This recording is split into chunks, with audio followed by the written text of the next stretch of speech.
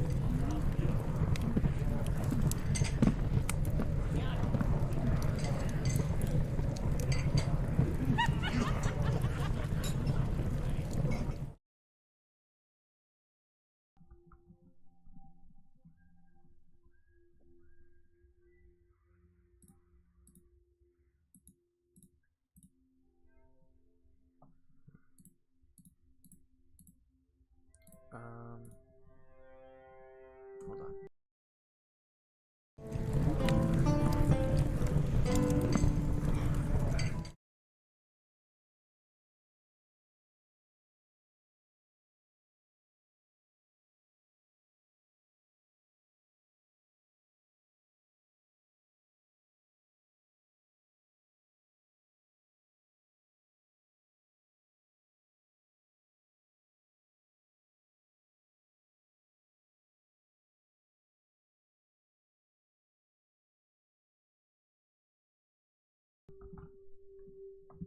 Alright. So, this is Curse of Strahd. And not much of introduction. Let's just get started. We'll have character descriptions in a moment. But for now, our story begins in a dense forest. A thick fog blankets the dirt road cutting through the woods. The crackle of wood on soil crescendos with steady, plodding, keeping tempo. Dusk has fallen over the horse-drawn bardo, pushing its way through the compact mist. A stranger holds the mare's reins. His charcoal gray, wide-brimmed hat shelters his face from the pale moonlight. The only light on his salt and pepper beard is the dim reflection of his ashen overcoat, fit snug against the brisk air. And at his side are his only other companions, an auburn chimp, eyes wide with terror and curiosity, and a striped lynx cat. A look of smug satisfaction stretches across its snout. The three of them are perched on the wagon's helm as it creaks and moans along the trodden path. The teal and ginger paint of the Vardo wanes and wears. One could notice this quartet has had some tall tales to tell. The wheels wail to a halt as the mare nears a woman trekking alongside the road.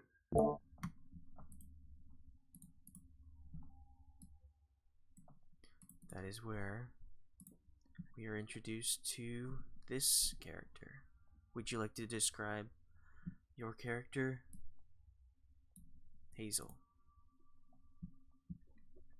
Hazel looks like a spry little old lady. She's wearing a practical-looking ensemble with a cozy woolen cape. She's got a very wide-brimmed red hat with a giant hat pin in it. She carries a broom, a longer and more sturdier-looking broom than you've seen, but a broom nonetheless. She's wearing a pretty smart-looking little pair of hardy leather shoes, strappy little number, bright red. And yeah, she's got a tight little gray bun, and she just indeterminate age, but looks pretty spry. Excellent. Hello, little lady. Where are you headed?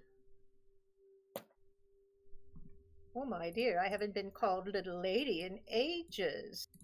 Well, my dear, I'm just headed nowhere in particular, actually, just going from town to town. What, I could ask the same of you. I'm headed to the next town over if you'd like to have a lift. Why, that would be lovely, dear. Thank you.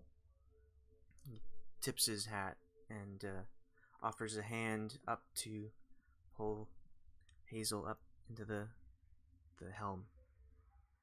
She's able to do it. The lynx and the chimp scamper out of the way as she sits next to the stranger. My name's Flint. What's yours? Oh, you can call me Hazel, dear. Nice to meet your acquaintance, Hazel. The same to you. Flint flicks the reins slightly and the mare continues on the path.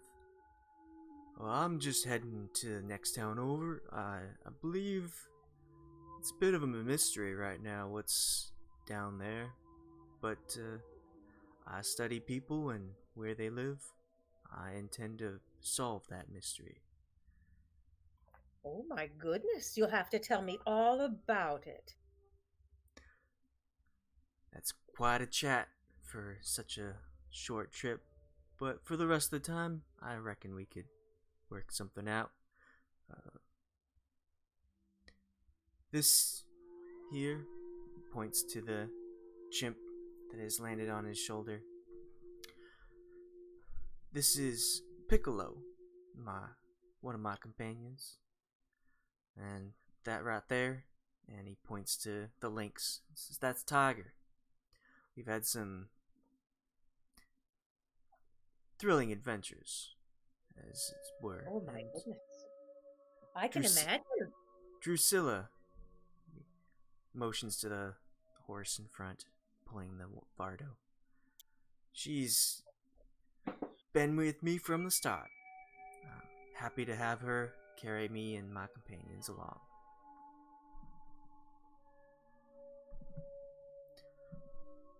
After some time, the two people approach another figure. It's strangely another white-haired feminine figure. Kay, what would you like to describe your character?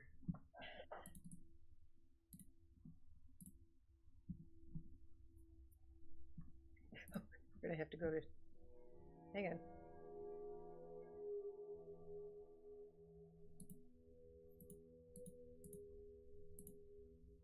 Kay, are you there?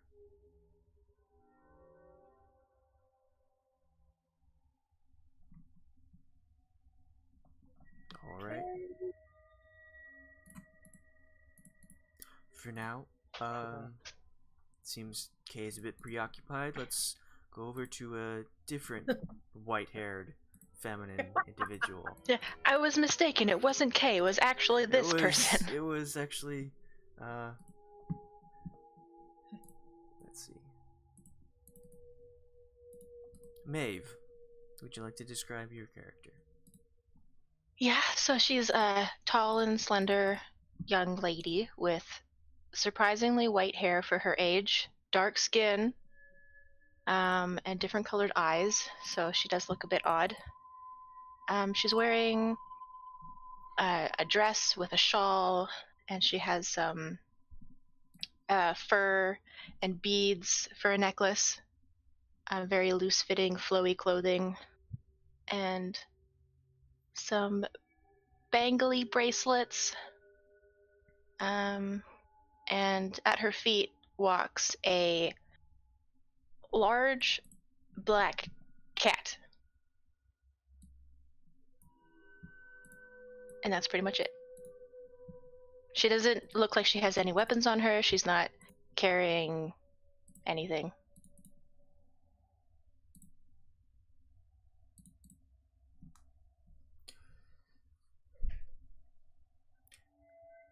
You can have the cat at the start? Good question. I would have had to spend the money to use the spell. Okay, I wasn't sure if you could cast spells yet. Because of the magic initiate feat, I think I Oh, okay. can. My bad.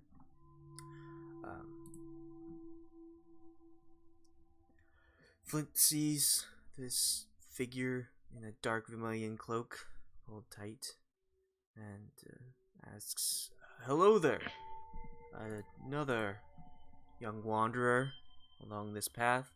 Can we assist you in the direction you are heading?" You're going that way? I do believe that is where my wagon is pointed. Yeah, sure. I'm surprised that I didn't expect to encounter anybody on this road. Neither did I, but here we are. Well, I guess I could use some company.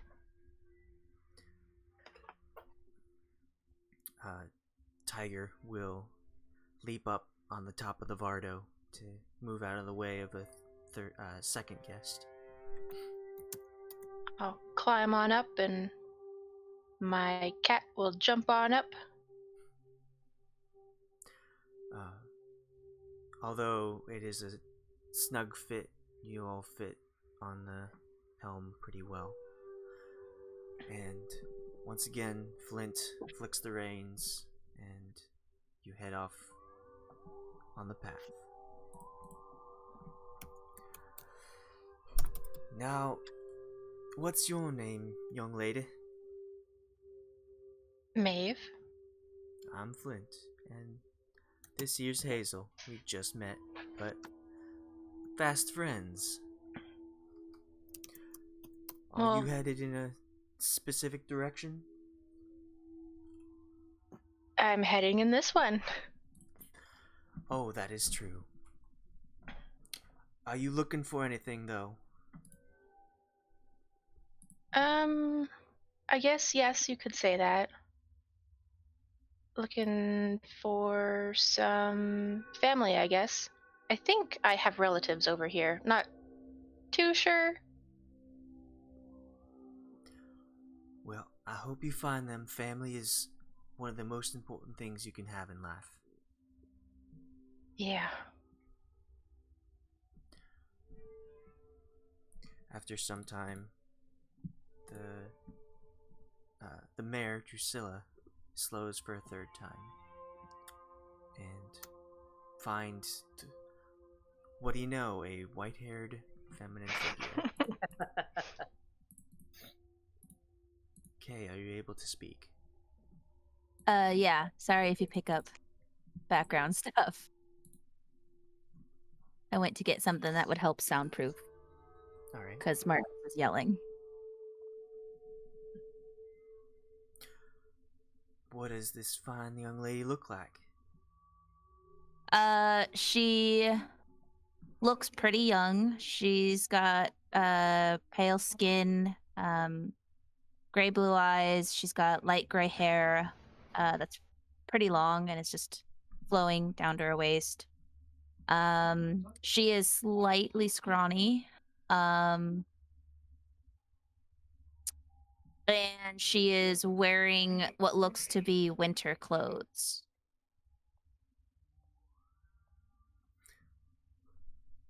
As Drusilla slows, Flint will say, "Well there. Hello again. Seems that we have quite a group here. Where are you headed, young woman?" Have they fully stopped? Like, I'm assuming that she was just continuing, she was just walking along the road. Yes, if you are continuing to walk, the horse will be beside you, but not stopping completely. All right. Hello? I was not expecting anyone to try to talk to me along this route. I'm headed this way. We are as Do you well. Do you just try to pick up as many strangers as you can on your way, or what are you doing? I figure if we're all headed in the same way, best we can do is save some energy by not walking. Drusilla's quite a strong mare. Do you require money for this transportation? Not, I don't think so. I believe the kindness of strangers is reliable. What does the wagon look like? Yeah, I'm gonna roll an insight check on this guy. Okay. 15. Check if he's quoting theater. Yeah. He looks very mysterious, but though you can see he has some kindness in his eyes, he looks weather worn from age, as if time has not been super kind to him. But you feel like he's legit. The Vardo is a teal on the sides, and then it has a ginger roof. It's also well worn with the paint peeling off. Very well. I will accept your kind offer. And as I get in the cart, I'm gonna be like, you need to paint your cart. It is in very bad repair. As there is very little room left on the helm, Flint will get off and get onto the ground, allowing the three of you to sit comfortably. Wow, what service? Piccolo, the chimp, will climb onto the back of Drusilla, watching the three of you sitting on the helm. It's no problem. I believe my old bones can use some stretching. I've been sitting all day. Hopefully you aren't too tight up there. It is fine. As And long as you don't require money. I do not require money, but hopefully we can find our own fortune on our own way. And he'll put a hand on Drusilla and start walking down the path. Drusilla will continue to pull the Vardo, and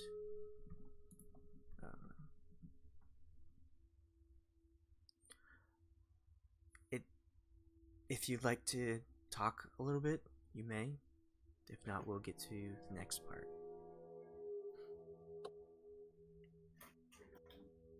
Alright, sounds great.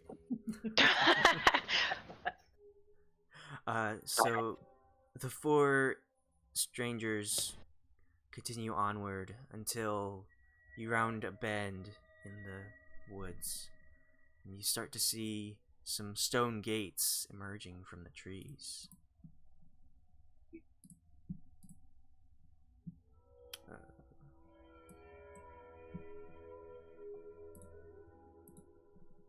Oh. This is not what I was expecting. Oh my goodness sakes. What is this place? Alright.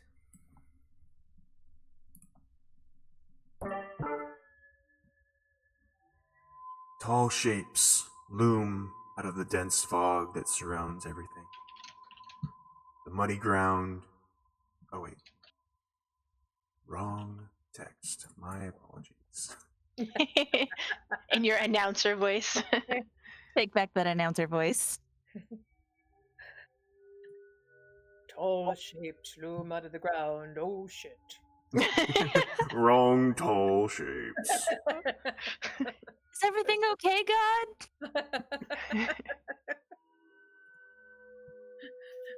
Oh.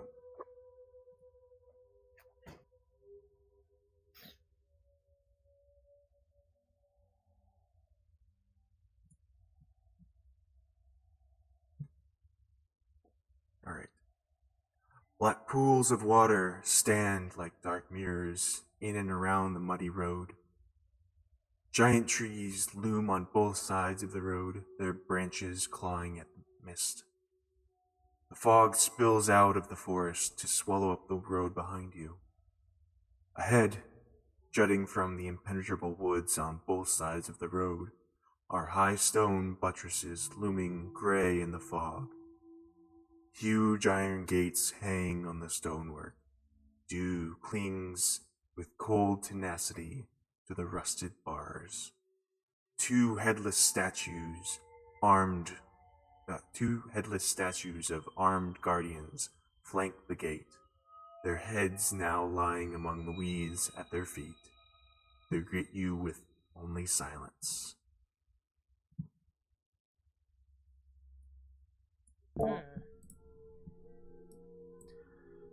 Flint will turn to the Vardo and its riders. Welcome, yet ladies. This is Barovia, a land of lost mist and forgotten people. Sounds like the place that I'm supposed to be. They appear to have forgotten to put their heads back on. I hope that the merchants and the innkeepers inside are more careful. Yeah, if this is what the gates look like, I wonder what it's like inside. There's one way to find out. Drusilla continues on through the path, past the decapitated heads. The gates, as you approach, open to greet you. And once you pass through, they close on their own, right behind.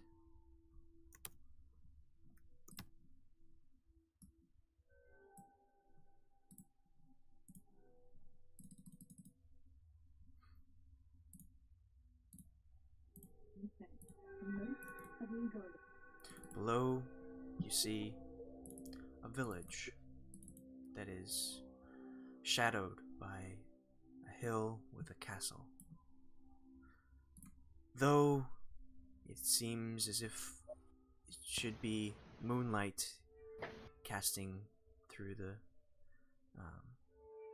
trees and onto the village, it's very heavily overcast throughout this area.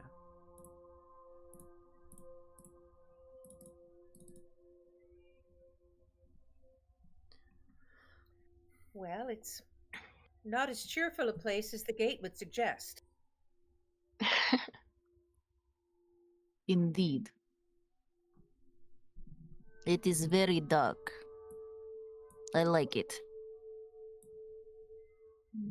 Well, I'm glad you're happy. I was hoping for a larger town, but this will have to do. Funnily enough, this village, it's called Barovia, of the land of Barovia. But if you're looking for a larger town, I reckon there's some more further in. This is just the start of what this land has to offer. Oh, I see. Is this a farming community? Or is this where poor people live? I'm unsure. That's what I deem to find out. Not much information comes from this land. I hope to study it, have some knowledge that I can take out into the other areas so that we may learn more about the people everywhere. Are there mountains or like the wall surrounding this place? Mountains?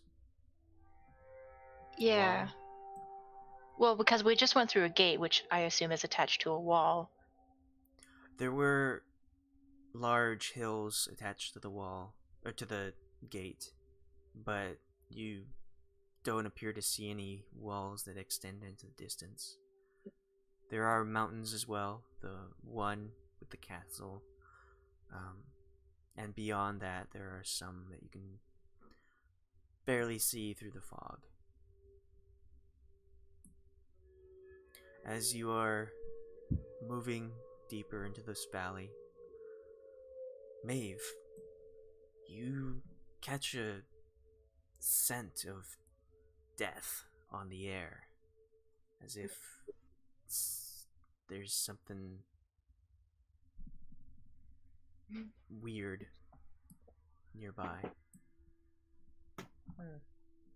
I can smell death. I'll just keep a lookout. Alright. I'll have you roll a perception roll.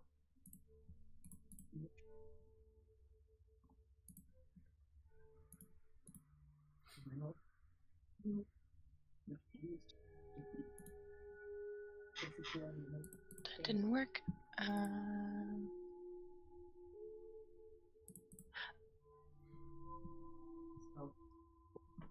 There we go. It was asking me if I wanted it public. Did I want to have advantage on it? How do I turn that off? You can go to the cog and switch it. Roll inquiries on the right hand side. Okay.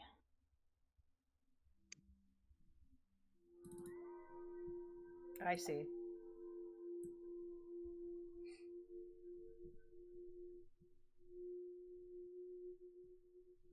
Now, as you are heading further down the pathway that is at an incline at this point, the scent gets quite a bit stronger. And now, Hazel and Kay, you can start to smell this odd, smell of rotting flesh. Old lady, did you die? Oh, no, not yet. That's not you that I am smelling. Excuse me? Smells like death, and you appear to not have many days left. My dear, I have smelled death many times, and I don't smell a darn thing. Maybe it is closer than you think. Well, She's not laughing. I'm just laughing. yes.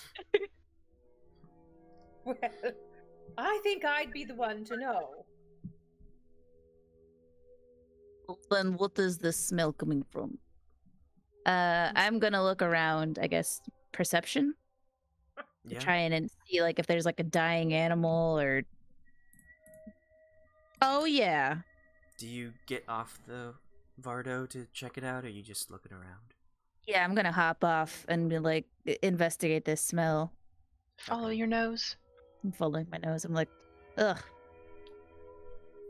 You jump off the Vardo and you head off the path slightly. Flint slows Drusilla to a halt as we all watch you head off into the dense woods, and you find that the scent leads you to a human corpse, half buried in the underbrush, about 15 feet from the road.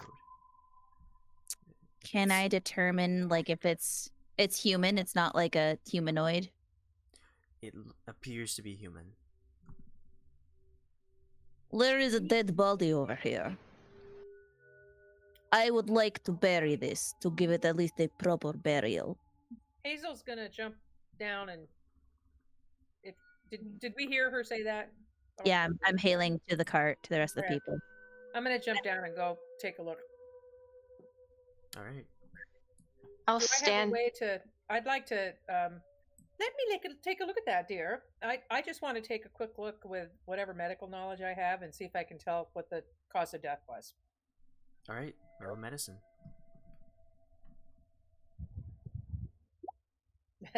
Oh, not that good. Evidently, I don't have any advantage on medicine. If you go to your core, you can go to your skills and just click on the word medicine, and it will roll for you and add your modifier. Because I do have a modifier. Oh, so I just click on that. Oh, look at that. And then I have to go back. Did it do it? It doesn't. Oh, there it goes. Yep. Good. All right, I'll do that correctly next time. You see that this is a young man. He appears to be a commoner. His muddy clothes are torn and raked with claw marks. You can tell that crows have been at the body, which is also surrounded by paw prints. And you can also tell that the man has been dead for a few days already. But examining his body, you notice that there is a crumpled envelope in one of his hands. I carefully extract the envelope. As I explained to the girls, ladies, look at this now. This man's been dead for just a few days. See these claw marks and paw prints around? It looks like some sort of a wild animal, possibly a dog or a wolf, has killed this person. I'm gonna jump down off of the cart and kind of stand at the edge of the road and say, "You really want to bury this person? Just this random person? You don't even know the guy." Everyone deserves a proper burial. It's the healthy way to do it, too. It keeps disease from spreading. Burying him on the side of the road? We could probably move him further away from the road. If we bury him deep, it doesn't matter how close he is to the road. He just can't be in the road. Let's look at this letter, though. I'm going to open the letter. Can I read it? Yes. And it says, oh my, okay. It says this letter. Let me get my glasses. Hail thee of might and valor. I, the burgomaster of Barovia? He must be a cook. Send you honor with despair. My adopted daughter, the fair Irina? Polygona? Yes, has been. This amendment? I'm gonna try to make this bigger. Okay. I'm glad I'm not the only one that can't read cursive. You know that there's a little bit text below underneath. it. I'm bumping it up. I'm making it bigger. Okay. Okay, here we go.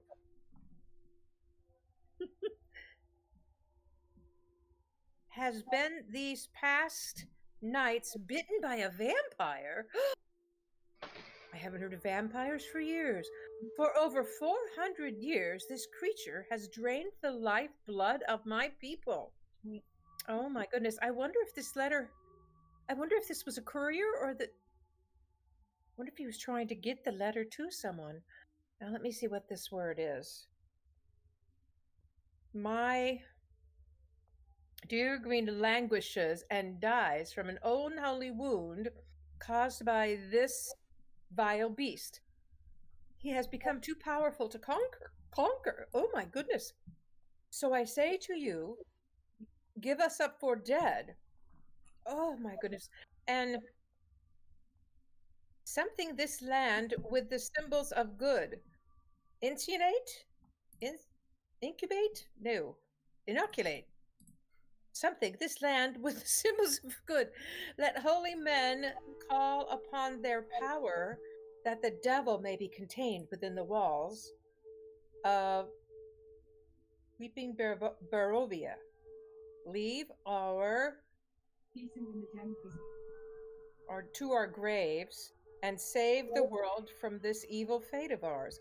There is much wealth untrapped in this community. Return for your reward after all are defeated. departed for a later life, and is from the Burgermaster. Anyone read about this better than I? Oh, wait! Eaten there, I think. In text right below. I do appreciate your Reading. yeah. Role playing. Definitely sounds like your character was trying her best to read the writing. Yes. Maybe She needs some new pulled out her- glasses. Yeah, pulled out her glasses. Hold on here. There it is right there. Oh, it's so much easier now. Thank God somebody already translated this. Oh, encircle the land. Encircle the land. Well, calculate, encircle. Same thing. Okay. Call upon their power. The devil may be contained within the walls of. Oh my goodness sakes!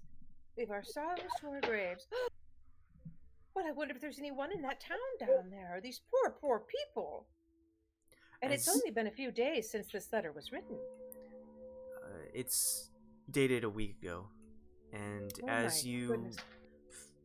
finish reading the letter and kind of looking around in shock of what it contained, you hear the distant sound of a wolf howling. Oh, isn't that just perfect? Of course, there's a wolf. And another joins it. Yes, well. Well, this really sets the tone of our visit here, I think. With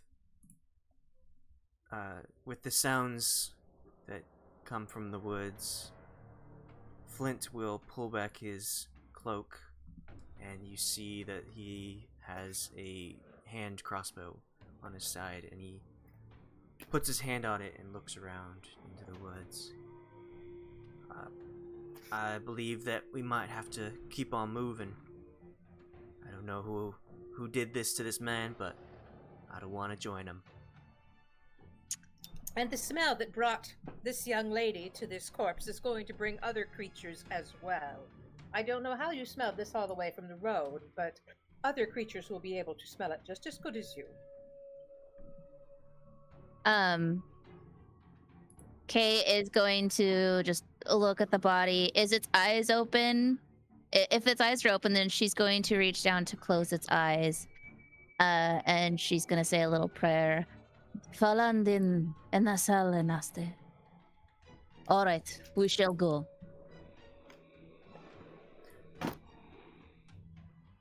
And you all get back onto the Vardo, and Flint will move back to Drusilla with his hand still on his side and continue on getting to the path, moving further into the village.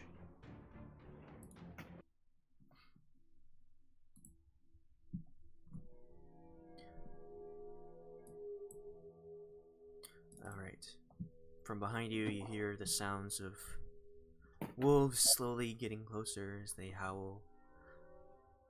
You swear that when you look behind you, you do see signs of glowing yellow eyes, but when you pull your gaze slightly away, it seems as if the eyes disappear into the woods. What time is it? Is it like nighttime now, or is it still daytime? It's pretty late. We started the story off at dusk.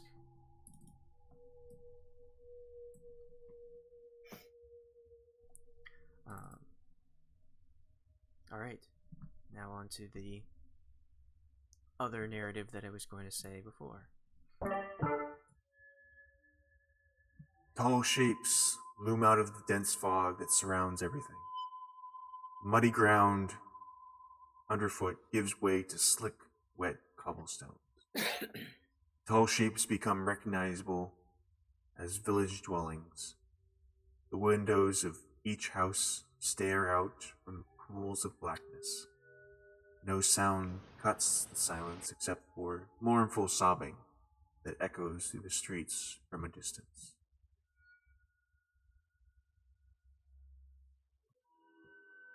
Oh, lovely.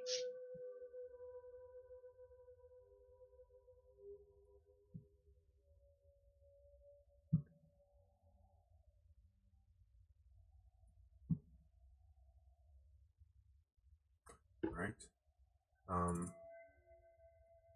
The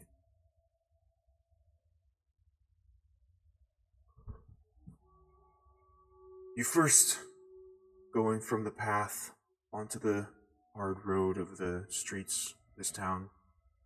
On either side, you see houses that are bare. It seems that some have been patched up with wood planks. Others you can see very dim light coming from it, and shadows dancing inside. You make your way in further, and you reach a crossroad. On the right, it goes quite a bit ways before turning left, and on the left, it goes only a short distance before it curves to the right. In front of you, you can see a path straight through the village. It seems that any sign of activity is coming from two larger buildings straight on, with one having a pillar of smoke ejecting from a chimney.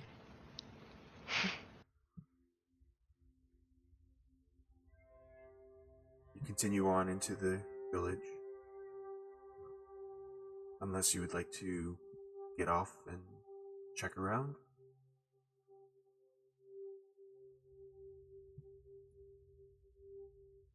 Okay. So I'll get off. Kay will just hop off the cart, even if it's still moving. Okay. Flint will continue to lead the horse and Vardo further into the village. What would you like to do hopping off the cart? I'm gonna hop off the cart, and I guess I'm just gonna wander until I get a good vibe of an area. A good vibe, if you will. Good luck with that. She's vibing. If there's like a sweet cafe or something. No, I guess what I'm looking for is I guess a place that's quiet in this town, where I can go and observe the sky. And I'm gonna pull up my little journal and document what I see in the sky. If it's Okay. nighttime. Alright. You look around, it seems that all these are residential dwellings at first. If you walk with the cart further into the center of town, you will see on your right there is a looks to be a tavern with a single shaft of light thrusting illumination into the main square. Its brightness looking like a solid pillar in the heavy fog. Above the gaping doorway, a sign hangs precariously askew, proclaiming to this to be the Blood on the Vine Tavern. Blood on the vine. And on your left, you see a sparse light from a building that spills out from behind drawn heavy curtains. A sign over the door, creaking on its hinges, reads, Bildrath's Mercantile. You reached another crossroads.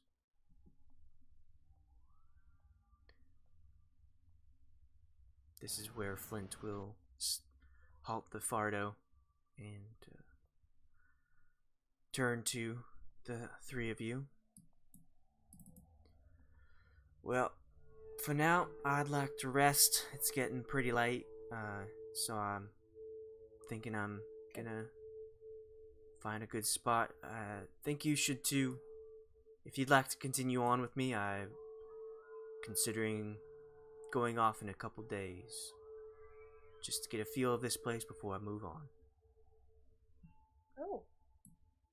Yes, I would like to at least visit with some of the people here. I wonder if does it look like there's anyone around? Other than the light from the mercantile and the tavern, you don't notice any signs of people. Well, we should at least visit the tavern. Yeah, I'll say thank you, Flint, but I think I'm probably going to be staying here for a while. He'll dip his brim and say, "That's fine with me. Now I'd like to find a spot for Drusilla to rest and get fed before we head to bed." Thanks again for the ride. Good luck on all your searches. And he'll turn and, as you get off the Vardo, he'll turn and pull the Drusilla around the corner to the left, past the mercantile. And he disappears out of sight. I'm going to turn to Hazel and be like, I'm sorry, I don't know if I caught your name. Oh, hello, dear. I'm Hazel. And I did catch yours. You're Maeve. Oh, yes. Yes. I don't know about you, but this place kind of gives me the creeps. And I know I just met you and everything, but do you want to kind of maybe stick together? I think that would be a very wise choice. Yes, I think so. I wonder where that other girl went. What was her name? Kay. That was Kay. Kay. And she tends to just jump off and run off on things, but you know, she did find some very important information for us. The dead body? I certainly was glad to know about the issue about a vampire before I entered this town. I think we might know more about the reasons for this, the gloom around this place, than the people here know. What do you say we go into the tavern and just see how people are? Yeah, that might be a good idea. Yeah, do you think they might not even know about the vampire? You know, I can't tell, but it does not appear to be a happy place. Does this seem like a normal town to you? No, actually no. But if they don't know, I'm not breaking the news to them. I'll leave that up to you. You don't have any garlic on you, do you, dear? No. Holy water? Actually, I do have holy water. All right, keep it handy. I'll take it out of my pocket and I'll hold it in my hand. You know, the villagers I used to help, they believed in garlic against vampires as well as holy water. I don't know myself if it ever worked, because I never met a vampire, but you never know. Sometimes these old wives' tales do bear some truth. That is true. We should keep our eye out for garlic. Yes. And, well, shall we go into the tavern? Do we want to find where Kay is first? I don't feel like calling out her name, really. Well, she'll find us when she's ready, I guess. Where is Kay? Kay hopped off the cart in the residential area, and she's just like, because she's like, I don't want to go further into town because then it's going to be loud and obnoxious, people asking what I'm doing, so I just wanted to find a quiet spot so I could look at the sky and document any celestial bodies that I see or don't see. Okay. So do you want to find like a empty building to climb onto, or do you not care if it's empty or not? I don't care if it's empty or not. All right. Rebel. Managed to find several. Like, you have the tallest house. May I use your roof? And without them saying yes, you just go on up. I just like, thank you kindly. Here's a gold piece, and then I hop up to the roof. I don't know. So do you actually like talk to people? Oh, there's people?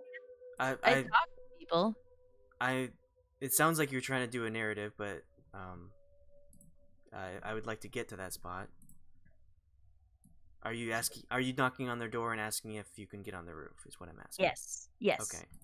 Well, you Oh boy. you approach the tallest, most grand house you can find to get as close as you can to this, the stars, and you knock on the front door, and you hear from inside the sound of shifting, but nobody answers the door.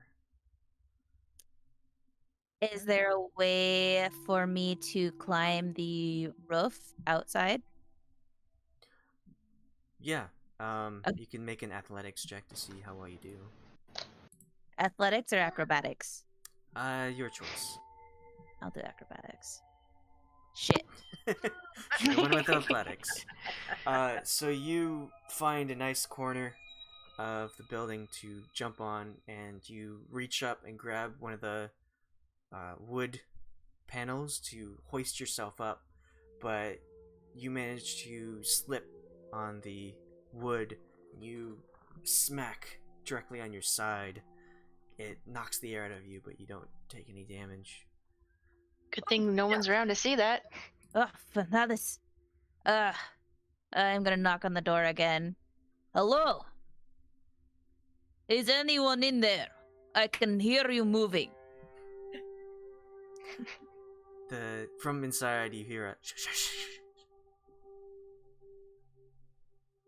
I only require your roof. Please allow me access. Thank you. Yeah. And I'm gonna knock harder.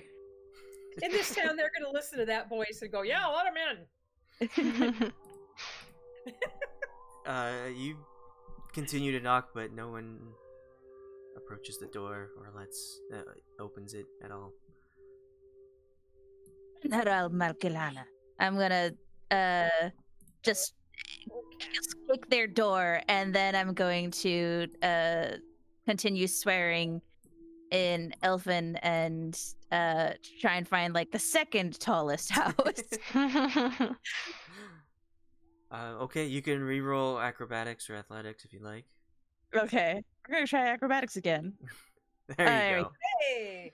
You look The other one was too around and like make sure nobody's watching this time, not even Hazel or Maeve, and you ready yourself this time. Like a few stretches, trying to get nimble, and you bound up the side of the house till you reach the roof. Awesome. And then I'm going to pull out my scroll case. I'll go over my notes, and then look up to document where, if there are any celestial bodies, which ones I can see, and which ones I don't see, and I'll make notes of those. So when you pull out your notes and get your quill ready, and you look up, you see a lot of clouds. It's super overcast at this point. You can depict one spot of the sky where the moon is doing its best to shine through, but it's having a really hard time. Rar. Okay, I'm going to document the weather then. And that I did see the moon. So that's good. What is the moon stage in? It looks. Don't want to look up. I'll just Is it say a full moon? it's not a full moon. It's like a waxing gibbon. Waning, waxing. Okay. Okay. And then after that, I will head down, and I'm gonna head into town to look for an inn or a tavern or something. Okay, we'll meet up back with Hazel and Maeve. You seem to be alone in the streets so far, before Kay is able to catch up. What would you like to do? We were gonna head inside the tavern. Okay. So you approach the open doors of the tavern. You see light pouring out, and you feel heat from this building kind of embrace you as you get closer. You look up, and the sign looks like it has a little bit of graffiti on it. It appears that there is an N that has been scratched over the F of blood of the vine. Makes it look like blood on the vine. And you enter this tavern. Inside, it is fairly bare.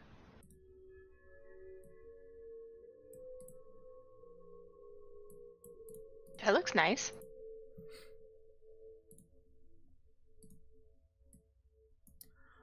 You can rent that house in Elder Scrolls. You enter this establishment in you feel the warmth of a fire that's roaring.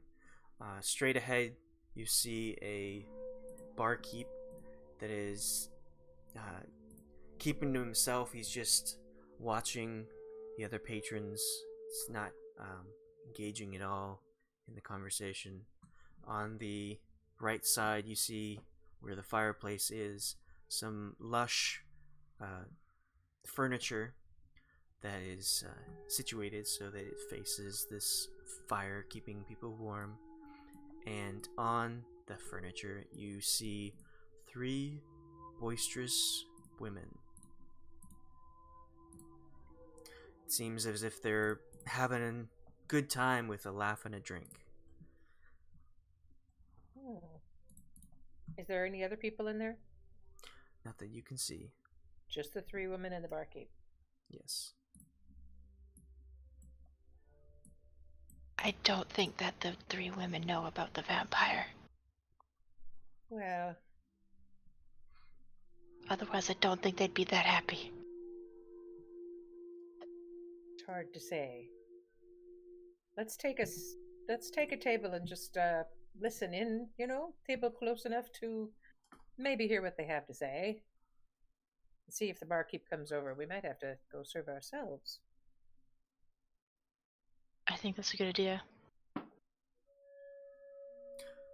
So are you looking for a table or are you going up to the bar?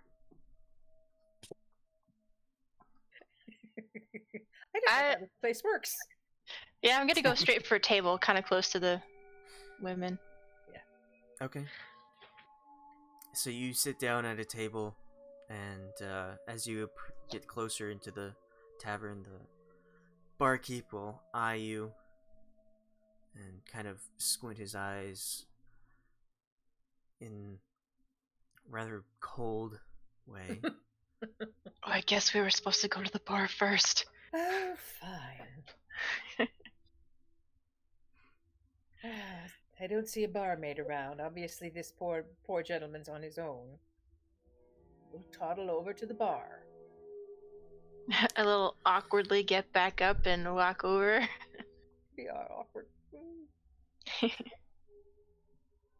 Does Kaylee enter? Yeah, after some time, you manage to find the crossroads with the tavern and the mercantile on either side, and you find your way into the tavern. I'm gonna look around the room.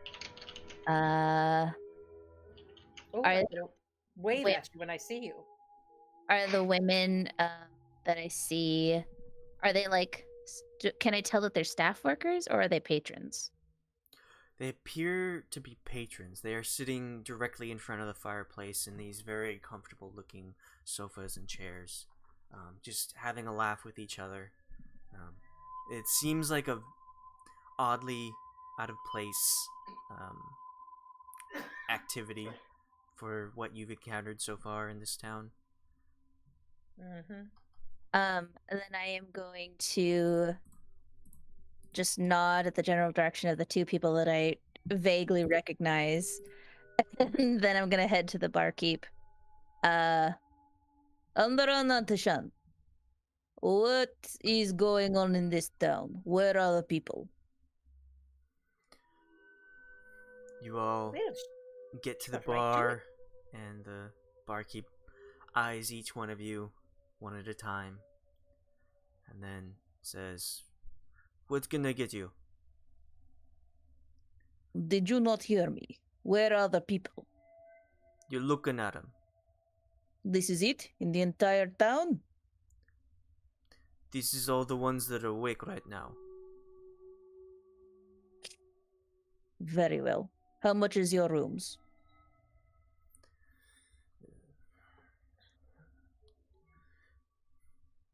One silver per person. And your ale? 5 copper. Very well. I'm gonna hand him a gold piece. And I'm gonna I'll keep the drinks coming. I will need more information from you yet. He'll pull the gold piece and then look back at you and just eye it, seeing like, is it authentic? Alright.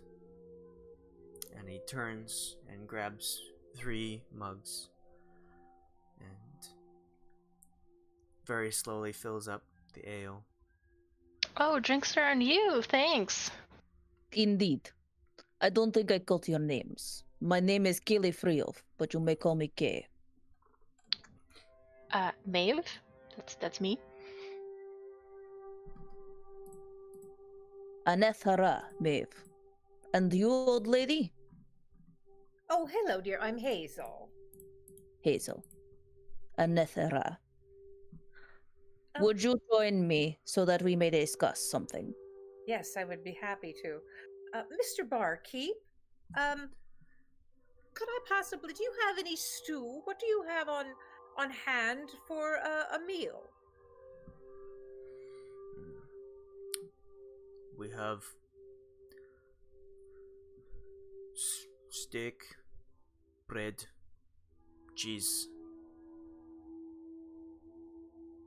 Well, I would love a lovely garlic steak. Do you Ooh. have such a thing? Extra garlic. You get steak what we have. With no garlic here. Oh, I'm sorry to hear that. Well, thank you very much. Yes, some steak and bread for all 3, please. And I'm going to put a gold piece on the table for him. He eyes you as he is unsure of your generosity.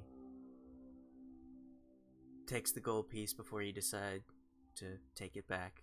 He says, And "Alright, again, that's just in case you could find any extra garlic down in the larder. We love it so much. I will search extra hard for you." Oh, thank you. He'll turn around and place the 3 mugs of ale on the bar. And then, after he does so, he will go back into the back, where you assume he will fetch your meals.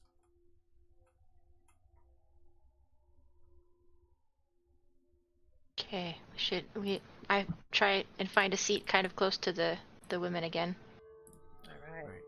As you turn around to face the open bar again, you notice that now that you are facing the door to the right of the door, you didn't see it before, but there is a lone figure sitting in the corner in shadow. It seems as if he is glimmering with the firelight from the fireplace. He's got quite the set going on. Is he eating, drinking, staring? He is glaring at the 3 women at the fireplace, and he has a single mug in front of him.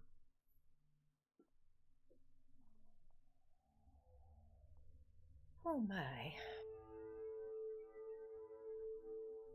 Ladies are going back to our little table that's close enough to eavesdrop.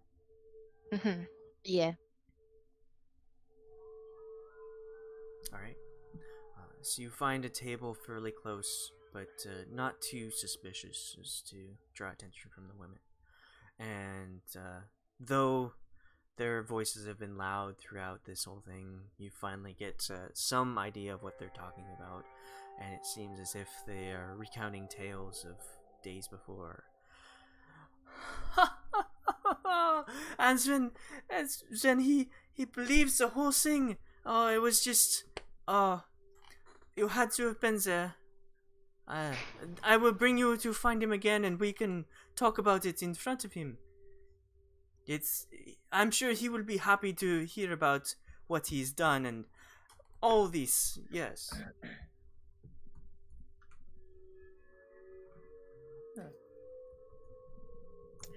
Okay, what was it you wanted to, discuss? Did you happen to see any other people outside of this building?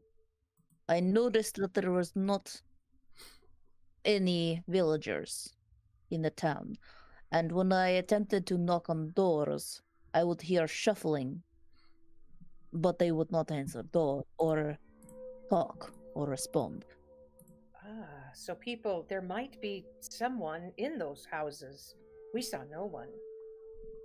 Yeah, but didn't see anybody, but the barkeep said that people are sleeping, which I find odd, but Yes, he said they weren't awake at this time. that's probably just an excuse. It is very strange. I don't know if this is normal village behavior. This is definitely not a normal village. I see. And the three ladies at the other table there, don't look. They, He is going to look. it doesn't match. Hey, turn around. She turns around. I don't understand the problem. No, look.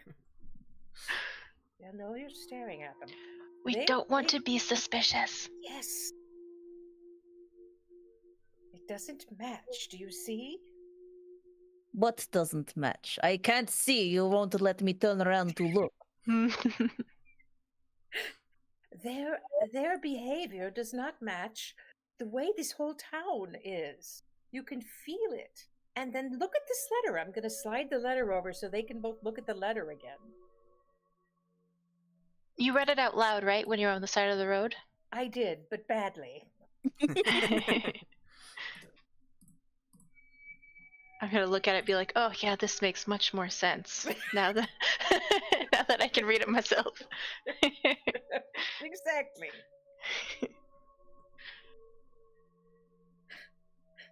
Why don't we just simply ask the women what they are about?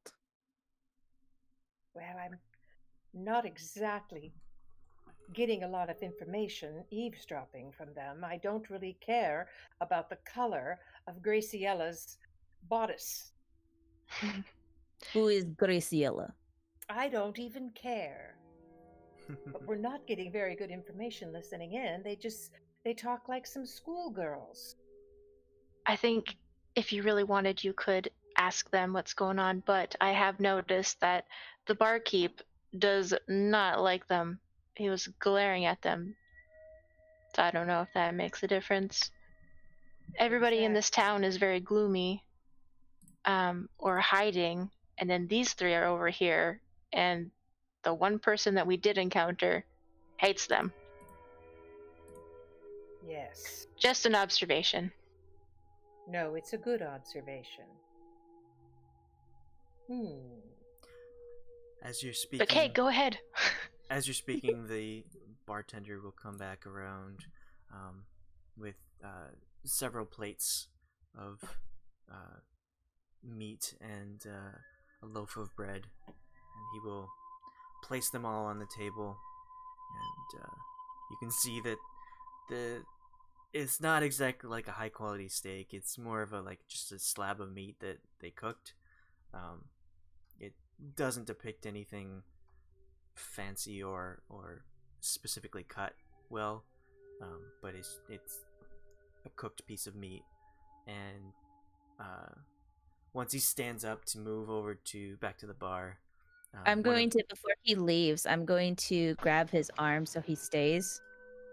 And I'm gonna be like, Arabellas, are these women here your employees? of the night. Maeve is gonna look shocked that she just said that.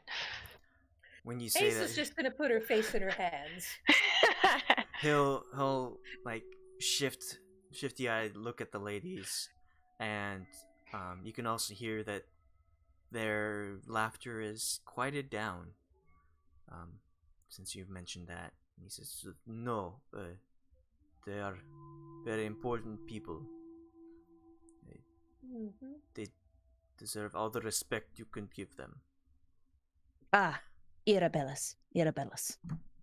I'm gonna try and discreetly look at them to see if they're looking at us. They are. They are looking at the barkeep and the table of the only other people in the bar besides the person in the corner. And I think they heard you. Did he happen to bring us any garlic?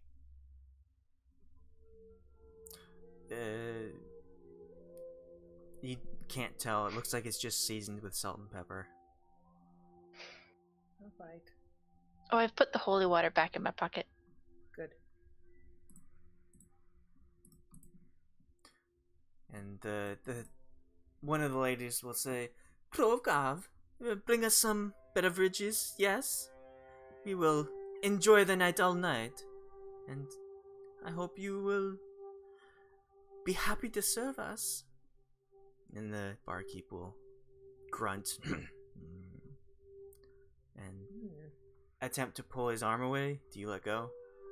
I do, yes. Okay.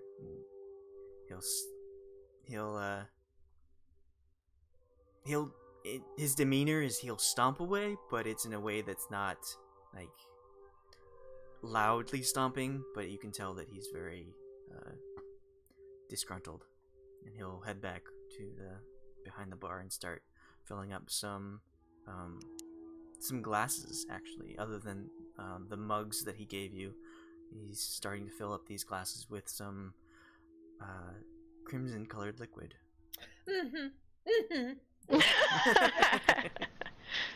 Why do you... Is your steak not good? No. My steak is fine, but it is not as bloody as the beverages he's pouring for those ladies. Have you ever heard of vampires? I have not. We should probably keep our voices down. Yes, I'm going to keep my voice very low, but I want to tell you, if you go to a town and there is a very happy duke and a whole lot of very unhappy people, the happy duke is the reason why they're unhappy. You know this. Oh. Yes. They're So the I problem. I don't think we can exactly trust these women. I don't know about the gentleman in the corner. You noticed him. Don't look. Kay is going to try to look, and Oh, as soon as you say trying it, to stop you. comes back. Well, someone should be facing him. We're not all sitting on one side of the table. That's true. So who's gonna be looking? I'm assuming that I have... Guys over there without. No one has a mirror on them. You can pretend to be powdering your nose. I actually have a mirror as well. Well, there you are. Pretend to pick your teeth. It's perfectly fine. I don't think this is such a fancy place that you can't do that at the table. Yeah, I guess I'll take out my mirror and inspect. That Look like I'm inspecting my face, but looking at the guy Can- behind oh, us. darling, can you see him? Oh. Can I see him in my mirror? Alright, as you're also speaking, you hear a sound of wood scraping on stone as the figure in the corner gets up, and he moves a little bit into the closer to the center of the room. You can see that his armor reflects the firelight very well, as it is a golden state, and you can also see that his eyes and his skin also reflect, as they are yellowish as well. Oh my goodness. And the three women will go back to their talking, loudly, just proclaiming someone's a buffoon, and Yes. the armored figure will turn and exit the tavern. Maeve, can you see, if you turn your back, can you see those three girls in your mirror? This is gonna be a bit awkward, but sure. Oh, just pretend like you've got a rather big seed to get out of a molar. Or reach far back in there. See that golden man? Golden man, yes, I did. It's kind of my place. He has answers. I'm gonna get up and follow that golden man. They will be back. I do want to try and see if I can see those three girls in my tiny mirror.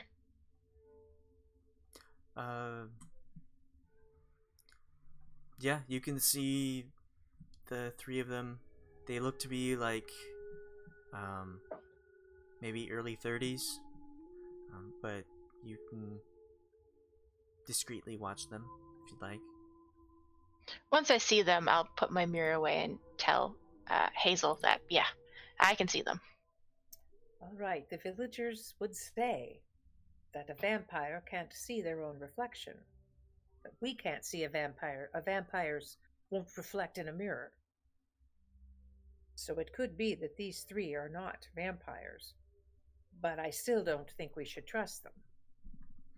Are we sure that they were drinking blood? No, we're not. They're just drinking a red fluid. It could be wine. I'm not going to go and ask. Oh. I think we should follow Kay. Yeah, we should probably stick together. Do you leave your meals behind? For now. We might come back. Okay. Kay, how fast do you down your drink? Do you go fast and ask for another, or? I probably would have chugged the first one. Yeah. Okay. Make Stars, a Constitution save.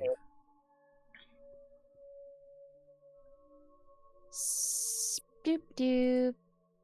18. All right, you Not bad. down it. It's not super strong, and it's not incredibly flavorful either, but it gets the job started. I'll say that. And the three of you head out into the village once more. Do we see any sign of the guy in the gold? Yes. He is in the streets at the crossroads. And as you exit the tavern, it seems like the night has gotten a tiny bit darker, and around you on the right, you can see that fog has really settled in to the crossroads, and it seems to be looming down closer to your position. Lovely. Following you, Kay. What's the guy in the gold doing? Is he walking, standing, looking, searching? He's in the middle of the street, looking around, kind of for something. He on his belt, he has a large mace. On his back, he carries a very well polished shield with 2 spears, but he is not making any attempt to go after the reach for the weapons, I suppose. He's just looking around. Kay, not knowing that the other two followed her, she's assuming that it's just her. She's going to hail the golden gentleman. Anathara, may I have a word? He'll turn. Yes. Are you a villager here? Or are you also a traveler? I am not from around here. I am a traveler as well. Do you know what happened to the people here? Why are they not outside? He'll look up into the sky and say, I think it's pretty late. It is hard for me to tell since I cannot see the sky. Do you know who those ladies were inside? Couldn't tell. They are different. I haven't been here long, but they are not like what I've seen before. Irabellas. My name is Kele Friov, but you may call me Kay. He'll bow slightly and say, Hume, Farash. It is a pleasure to meet you, Hume Farash. As Hazel approaches, catches up with her. I assume we weren't that far behind. I picked up on part of this conversation. Yeah, you will approach as they are introducing each other. So how many days have you been here? Honestly, I really don't know. These seems like one long day, to be honest. I'm going to share something with you we found on our way into town. On a corpse. And I'm going to hand him the letter. He'll take it and say, on a corpse? Yes. A corpse that appeared to have been killed by a wild animal or wolf. He'll open it up and take a quick look at it.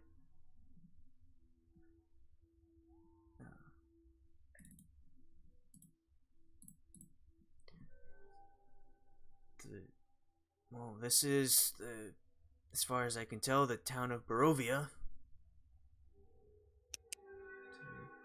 Do you know what the title Burgermaster means? Like a duke or an earl, perhaps? Burgermaster. Is a restaurant. Yes. Well, it sounds like this place isn't too good. If the man of a title is scared. Well, if the meat that he provided for us at the inn is any example, that certainly wasn't the burgomaster there. I just had to say something out of game. Alex has been playing a lot of that grave game. Graveyard What's Keeper. that? Graveyard Keeper, and you don't want to know what the meat is. Oh, God. I don't want to know. That's why they kill people. What if the Burgermaster is people too? Burgomaster. Oh my goodness. I don't know about vampires. Did you see any when you came across this corpse? Darling, I wouldn't know what a vampire looked like if I saw one. I've heard of them. I've heard many wives' tales. Villagers talk about them constantly. And sometimes they attribute, the death of a cow or such to a vampire, but I honestly don't even know if they're real. This man seems to believe it's real. True, and there is definitely something very strange about this town. As you're speaking, you notice that the fog is slowly encroaching on you from the right. The left seems fairly clear, but the fog is looming above the buildings. How far can we see if we were in the fog? It maybe about 20 feet. My goodness. This is strange weather. Where Yes. were you staying? Like I said, this has been one long day. I haven't found any place to sleep at all.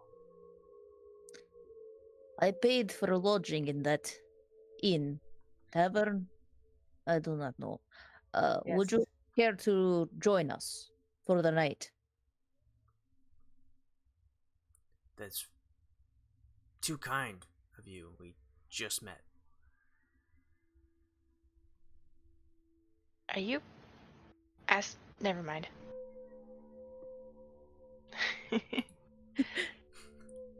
Oh, could I... What does he... Like, now that we're closer to him, I actually, even out of character, I have no idea what he is. Is his skin golden, or is he just dressed in golden armor? You can tell that his eyes glow even without the firelight reflecting off of it.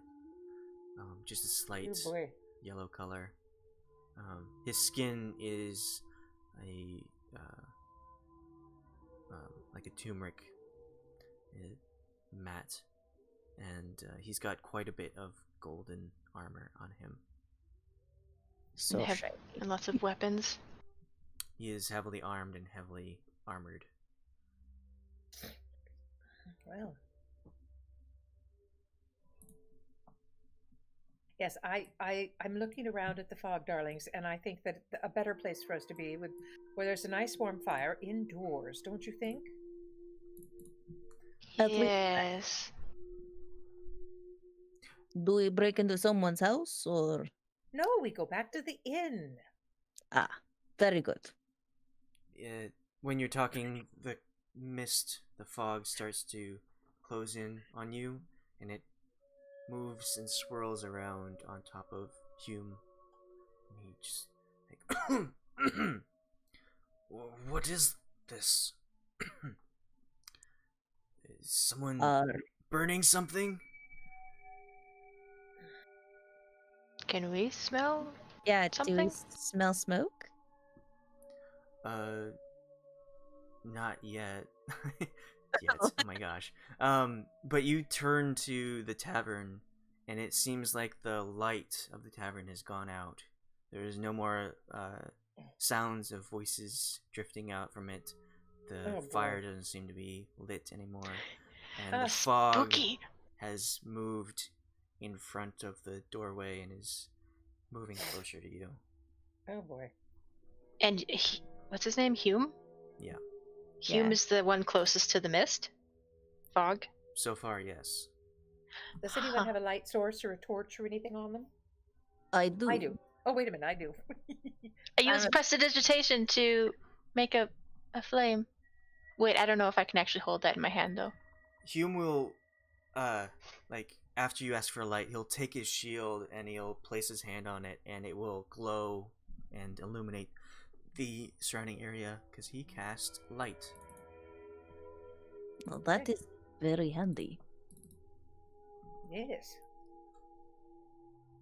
What do you mean burning? It's just burning my chest. He'll move out of the fog and deeper into the streets of the village, and sorry, I'm not sure what that was.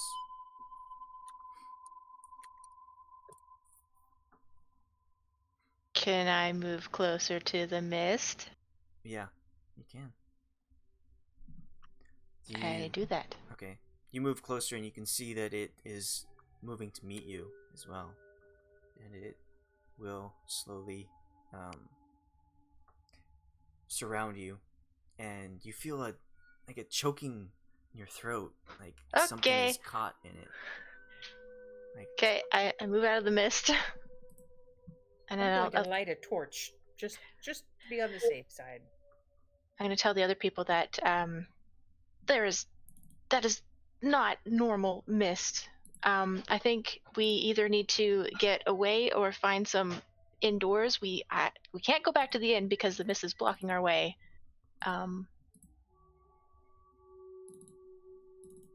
Then let us get into a building.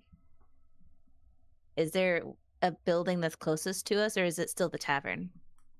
It's still the tavern, but you do see that in the way you came is fairly clear of mist and fog. Head that mean- direction. The path we took when we walked into town? Yes. Okay. So Well, I mean, we could try to go back into the tavern, just have some minor coughing. Yes. Well, have you ever seen a sheep herd sheep? No. I feel like we're being herded right now. Do we want to find out where we're supposed to go? Where we're being herded, you say? Yes. Well, all I know is that it never turns out very well for the sheep, darling. So maybe we go back inside. you go inside the tavern. We'll try. I've got my torch. I'm going to wave in front of me, see if it affects the fog at all. All right, you enter the tavern, and you through the darkness you see that it's like nobody has been here for a very long time. There's some quite a bit of decay and mold that is starting to reach around all the wooden things. The stone has moss that has been growing on it. In the tavern that we just came from? Yep. Mm-hmm. My money! And I want everyone to make a Constitution saving throw. Now, would I just do that on the regular thing, or is there a Constitution thing? Oh, here we go. I just clicked that. Oh, God. Oh wow, you. Did I do badly? We No, I all did terribly. Oh, Well, Kay accidentally rolled twice, so I'll take that 18. Oh, sweet. I only clicked it once. That's weird. Wait, no, that was for the drinking. Oh, it was. Did it was roll drinking. twice? Oh, She'll all never right do then. that. great. So you burst back into the tavern. Hume will follow you, and you just have that choking as you enter the fog that is in this tavern, and it's just like sapping you as you all gain 1 level of exhaustion. Oh boy. How do I even record that? You can do something on your token. No. 1 level of exhaustion. So I take my token and I go. I put a 1 somewhere in the blue thing, or what? Are we doing broken back or wasn't there one with like a snoozy person? Snail? There's a snail. There's someone who looks like they're wearing a balaclava and sleeping. I used broken back. Okay. Also, if you hover over it and push a number, it will show up on there, so you can record 1 level of exhaustion. Cool. Whoa, that's so cool. It only What goes do up I to 9 hover though. over? Okay, so click on your token, and you'll have 2 circles Oh. appear underneath it. Click the circle one, and it will have a menu that shows up, and you can scroll down. Sleepy Skull, Half Heart, Death Zone, Chemical Bolt. So you hover Guy over the with one. broken back. Hover over the one that says back pain and push 1 on your keyboard. They're labeled? Oh, I didn't know they had names. It's 1, 2, 3, 4, 5. 1, 2, 3, 4. Yeah. 5 down, 3 over. Oh, I've got something else covering it, so let me see if I can get back there. I'll move myself over here so I can see it all. There we go. Okay.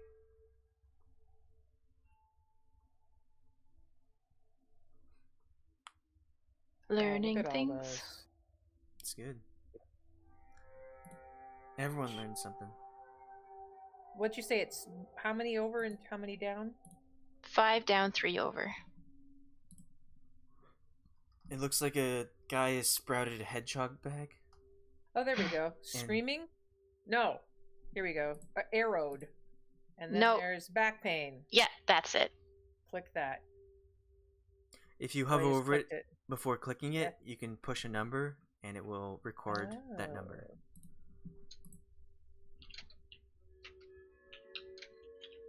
Okay, not letting me, but I did push back pain. That's fine. Okay, We can just alright, so I have got a overall 1 level of exhaustion Okay. for everyone. All right. And oh no, Hazel! What happened? Oh, crap! You died! How'd I do that? Oh, sorry. I don't know what I'm doing. Save settings. Okay, fine. All right. There we go. Okay. So as everyone just feels energy sapped from them, Hume will turn around and run back into the street. And like get to where the mist is no longer on him and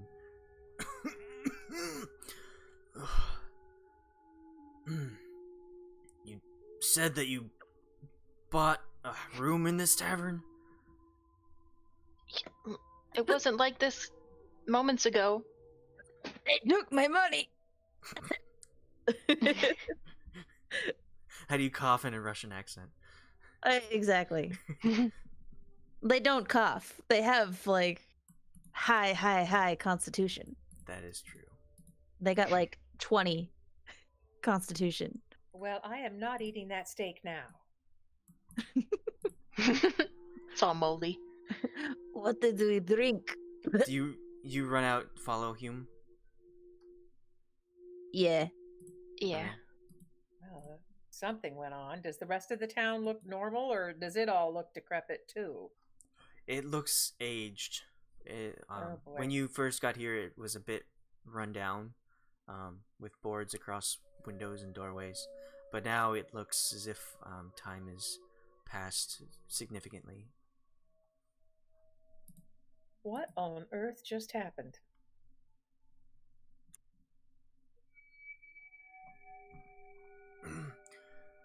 Well, don't want it to happen again.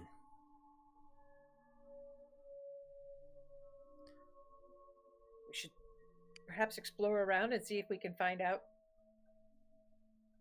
There's a town, and then, of course, you all saw the castle up above. Mm-hmm. If we look now, can we see it, or is it obscured by mist?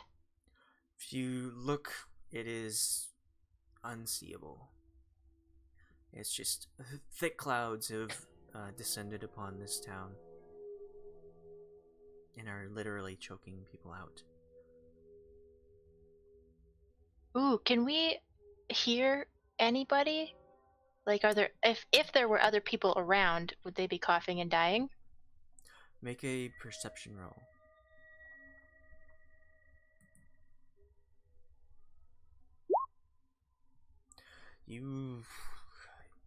It's silence other than the heavy footsteps of Hume and the 3 people coughing up. 4 people, sorry. You don't happen to hear anything? Hmm.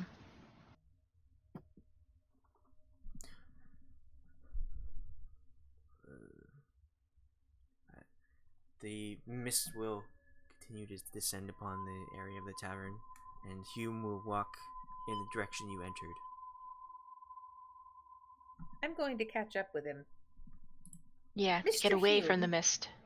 Mm-hmm. Mr. Hume, forgive me for asking this, but I just have to. I've seen people dressed like you before, and they were paladins.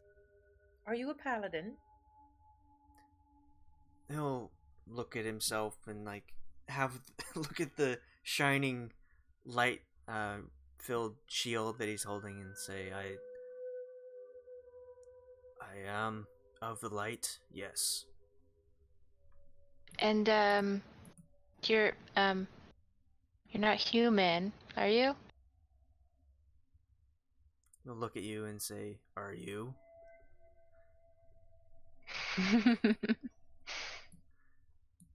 Well, I'm just saying, I've never seen anybody with golden skin and eyes before. Not that there's anything wrong with that. No, actually, it matches you quite well. You got quite a look going on. Well, as I've said before, I'm not from around here. Be that as it may, if I may, back to the letter that I gave you. You seem to be the kind of person the letter was looking for. The poor people in the letter were looking for someone like you, and perhaps like the rest of us. I'm not sure about the other two ladies, but to have It did mention holy men. yes, it did. Well, I would think that I am a symbol of good. Not knowing the rest of you, possibly we could say the same thing.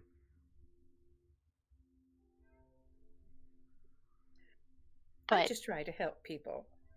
I'm You're no not- symbol for anything. but you're not just good, you are holy. And that's what the letter was looking for, right? Holy. There you have it. To Exactly. to get rid of the evil that's in this place.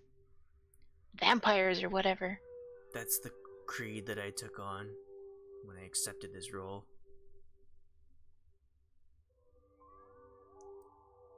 So you're the hero. Am I the hero this town deserves? I, don't Do know you where want to from. be? I'm Varash! I think the town is gone. The town is gone? Well, that inn was all decrepit. You're all walking in the direction that you entered the town, as it is seems to be the only path that the mist has not taken over so far. And I'll have everyone roll perception.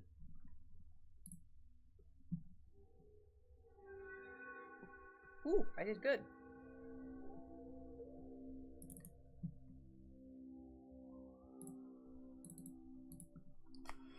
As good as K. Hazel and Maeve, you are enthralled by this new individual. It seems like as if called down by a higher power, an angel has been sent. So you're really He's here to focused save on us. you're focused on the conversation, but Hazel, the way that the roles work, you have two roles. So your first role is your normal role, and then if you had advantage or disadvantage, that's when you would use the second role. So you rolled a 5. So the first, okay, the one on the left is the, okay, I didn't know how this worked at all. The one on the Yeah, left no is worries. the roll, and then the 22, what does that mean then? If you had advantage, what you would normally do is roll twice, but you already rolled twice, so we'll just ignore that for now. But if you had advantage, that would be your roll. Okay, so where am I supposed to click to do the roll then? Do I just click on the... No, that's right. It's Okay. right. It's your character sheet. Okay, You need to. under the skills, right? Well, no. So, like, there's a setting that you have to go to toggle off the advantage. Oh, so I toggle the advantage off before I roll?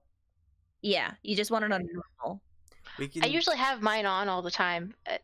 It doesn't really matter as long as you know that the first one is the one that you're using, unless you had advantage or disadvantage. Okay. Yeah. we can go over techniques after the session. Sorry. But I do want to point I'm a out that newbie. everyone has disadvantage on this ability check Oh, because of your exhaustion. All right, yeah. yeah, I did So I put only that rolled in a the 5. chat. Okay, I don't see nothing. Even like, Dee-dee-dee. Unless you roll a 25 again. damn it, that was such a good roll too. So you're walking through this town away from the tavern that seems to be without time. Age is taking it over, and you make your way to almost out of the village when you hear off to the left the sound of quiet sobbing. Oh boy. Well, I can't walk past that. I'm sorry, darling. Hey, I'm not heartless. We can go see what's up. Hello? In front of you, the mist seems to part, and there are two children sitting in the middle of the road. You can see that there's an older one, about 9 years old, a little girl, and there's a younger boy who is about 5 years old.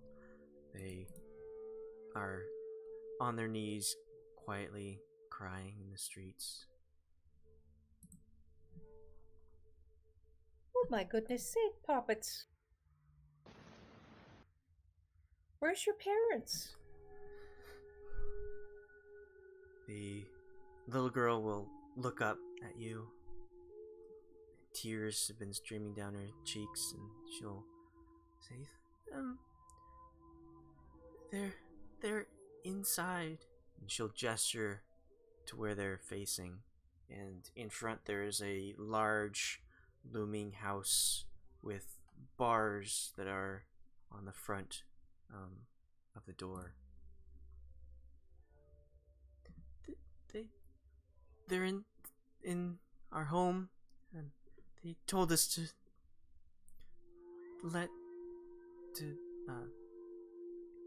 leave for a moment so they could keep something out.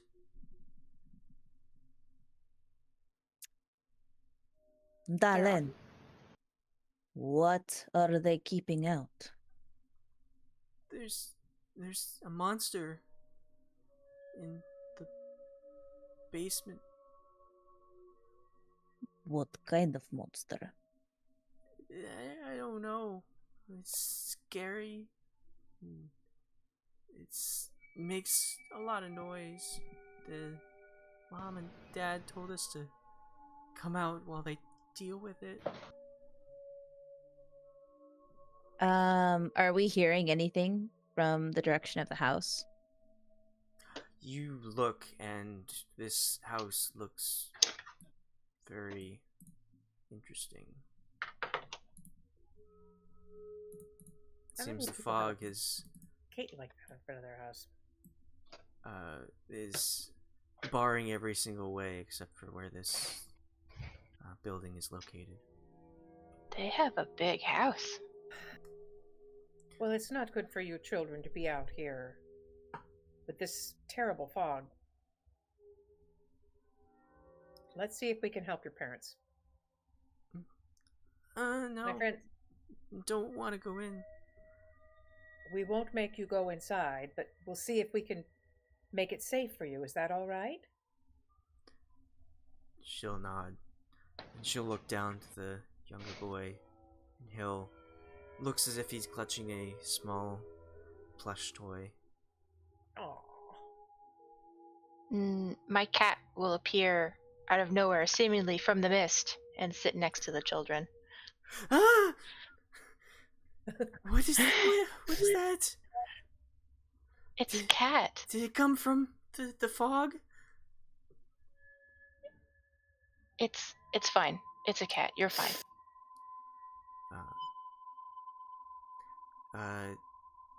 Maeve, roll a quick animal handling Oh no. with disadvantage. By the way, Maeve is not a Yeah, but children ending- person. Oh, no! That cat's gonna do cat stuff. Coughs up a hairball. Starts- It's possessed. It's like, ah! So you have your cat leap out of the fog, and it approaches the children, but it sits down a good 2 feet away, and you looking at it, it looks a bit weird, a bit different than what you're used to. The cat is, even though it is magical, you can kind of see that its fur is a bit matted in places. Oh, I know what's wrong.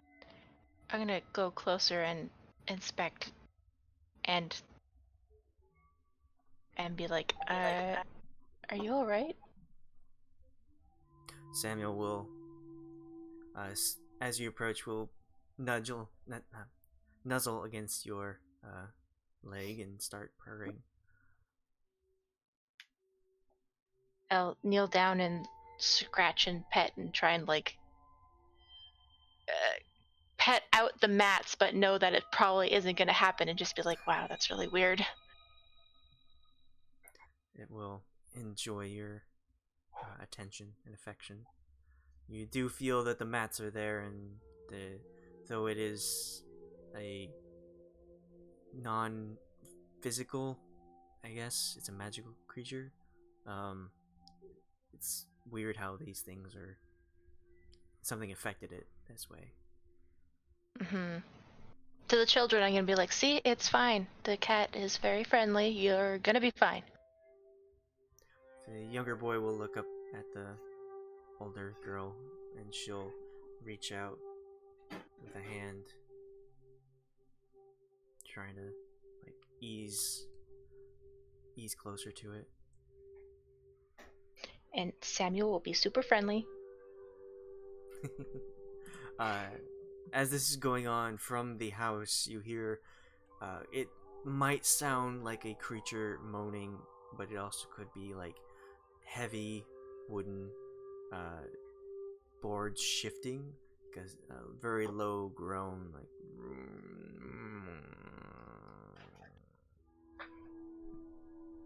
Okay, maybe we should go in. They'll be fine with the cat. Well, I'll know if something's wrong, so we can leave them here.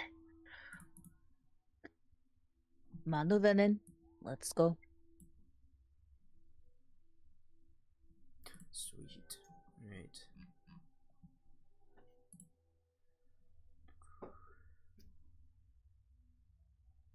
Hazel's pulling her hat pin out to hold in her hand as she goes in. Curious. These things are handy. All right. You approach the iron bars in front, and it seems as if they are closed, barring anyone out from the door. You can attempt to push it open as you wish. It swings open without any kind of lock. It makes a sound like a very rusty hinge, like. And you can see that in the portico there's some oil lamps that hang from the ceiling by chains, flanking a set of oaken doors that you can enter into.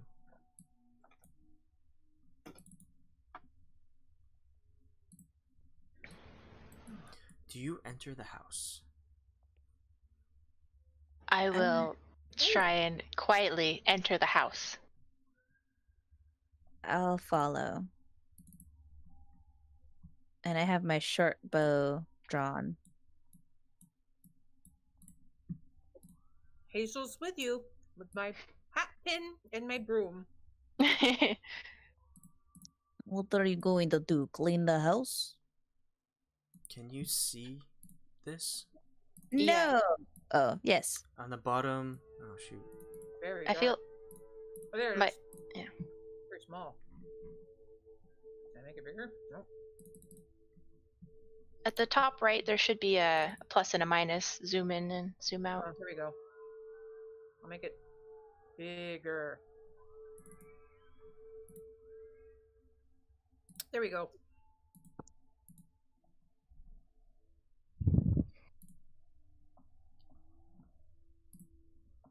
Okay. Can you see features, or Mm-hmm. can you just see blackness? I see this room. Thingy. Okay. I just see blackness in the one thing we're in. Oh. Or I forgot about exhaustion already. Oh yeah, that's right. Gotta re-add it. Broken back. 1. You know, it's not a good sign when the DM has you like, be sure to put a 1 on that exhaustion point. You're gonna need to keep track. I thought it was a cool feature that you could just do it real quick like that. It is cool. You know, there we go. I got it.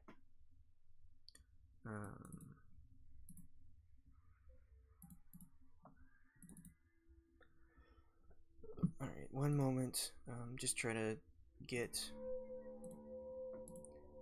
it so the stream is catching what we see. There we go.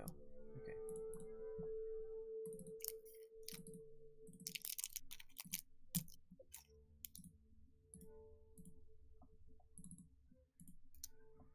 Alright.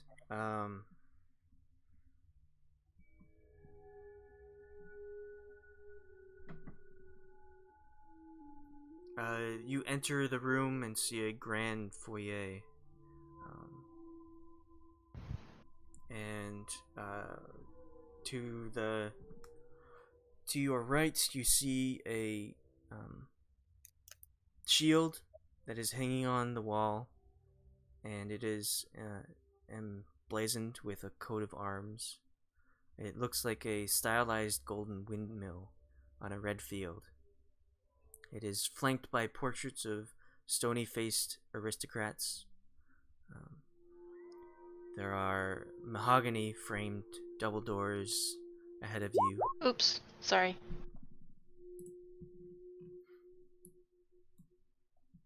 And they're flanked by a set of panes with stained glass. I will go to open the doors. Okay. You open the doors, they're not locked. Does this place look pretty clean, or is it also kind of decrepit and dusty? It looks like there is a layer of dust that is settled on here. It doesn't look aged like the tavern did, but it does look like it's been a while since somebody's been here. I guess it's a good thing you brought a broom, Hazel. Absolutely.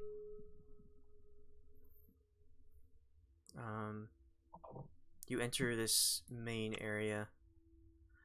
It looks as if a wide hall will run the width of the house, with a black marble fireplace at one end.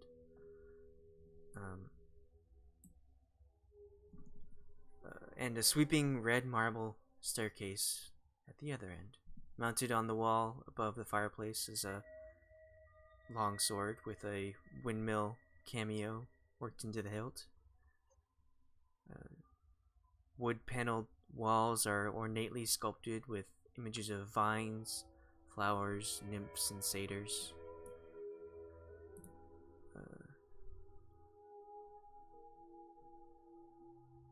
I want to investigate this fireplace. If there's like remains of a fire, or if it's still warm, if it's lit. That fireplace lit, yo! This is a nice fireplace. Alright, make an investigation with disadvantage. With disadvantage. I am going to find nothing. Oof. God damn. So you look inside.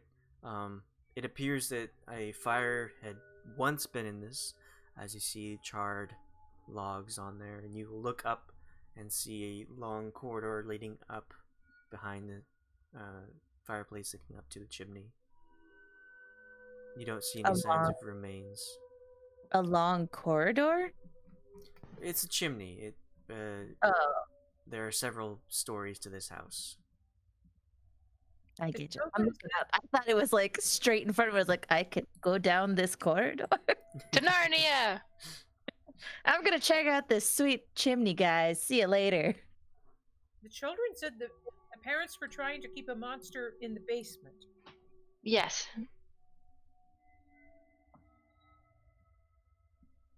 I'm going to. Can I listen? I assume one of these doors goes down into the basement. You can try the door. I try the door. The door. The door. Is this a door? Yes. I would like to try that door. All right. I will open. Try both all the doors. Doors for you. Go in all doors. I take all the doors. I use thaumaturgy to open all the doors. Just kidding. You make this place extra spooky. All right. So you enter a dining room. There's a. I'm gonna look to my left and be like, "Oh, you scared me." And Hades, Lassa, it is only you. You scared me. Likewise. Food on the table? Okay. The centerpiece of this wood panel dining room is a carved mahogany table, surrounded by 8 high-backed chairs with sculpted armrests and cushioned seats.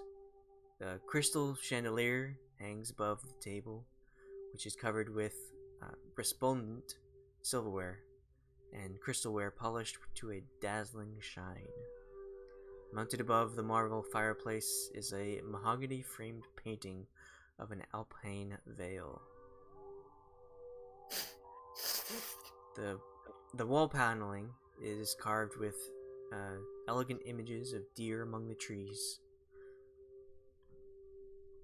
Red silk drapes cover the windows, and tapestry depicting hunting dogs and horse-mounted aristocrats chasing after a wolf hangs from an iron rod bolted to the right wall.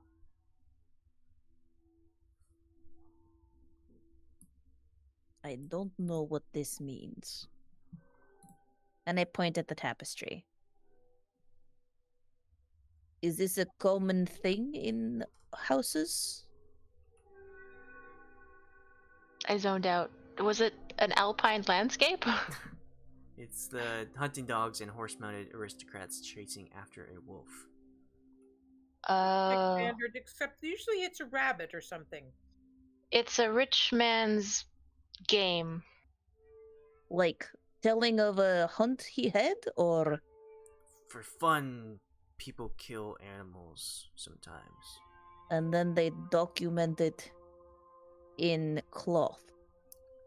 As if it was some accomplishment. Is there no art where you come from? No, there is no art. There is no time for art. There's no art? Jeez. Where do you come from? I come from mountains. Live in mountains. We mine all day. We mine all night. We sleep 4 hours and then we continue to mine. Oh, well, I can see why you left. Indeed. Yeah, so this is a vacation for you. I want to look around the room and just sniff and smell and feel and see if there's any hidden entrances. Use all the senses, including the 6th one. Yes. Detect magic. Alright, roll investigation or perception depending on what you're looking for, I guess. Okay. Probably perception. I don't know. They're both about the same. So I'll just click that. Alright, you look around the So- room. Thing. You don't smell anything in particular. It seems as if these plates and glasses were long emptied. Doesn't appear as if they have scraps of anything either. Okay. Right. Is the silverware actually made out of silver? Uh, you can check it. How do I check? I rolled an investigation. With your teeth. Oh, was that? That was my investigation. Oh, Hazel, can you roll a I thought I did, yeah. investigation? Second, I'm just clicking the thing on my sheet here. Oh, it doesn't want to click. On your core page, you're in the cog. I see where I was. Okay. You just click on the word. Perception, got it. I was on the wrong page. No problem. There we go. That's pretty. It's Oh, same. not bad. Don't notice any. You can kind of taste a little bit of like dust in the air, as if like you moving around has stirred up some. All right. Something. But. Okay, you are examining the dishware, and you feel it. It appears to be real silver. These are real silver. I think. Are vampires sensitive to silver? No, but Is- werewolves are. Jeez. We did hear wolves on our way in here. We did. So I think. I'm gonna take a fork. I'm gonna take a whole full set of a fork, a spoon, and a knife. Gotta be ready Silver fork. for eating werewolves later. Take a plate too. You might want to put it on something to. Oh, feast that's on. actually a good idea. I don't think I have dishware on me.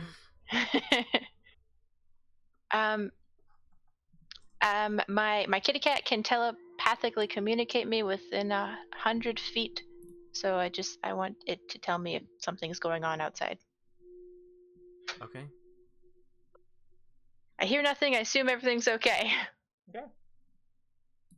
I And think the children. we should continue to look for the basement. I open this door. Okay. All right. You creak that door open. Oh, that door. I'm gonna check this door. And It's a potty. It's not a potty. Oh. It definitely looks like a potty. How did you move in there? There. I don't know how Hazel? you moved into that room, Kay. I just went in. It just let me in. Do we not have settings right? If I pick up and drag my token, I can see around the fog of war. What do you call that? All right. Not How fog about of now? war. Oh, now it doesn't work. Okay. I can Yeah, still that's get good. Yeah, I moved the lighting so you can get Oh. in. One moment.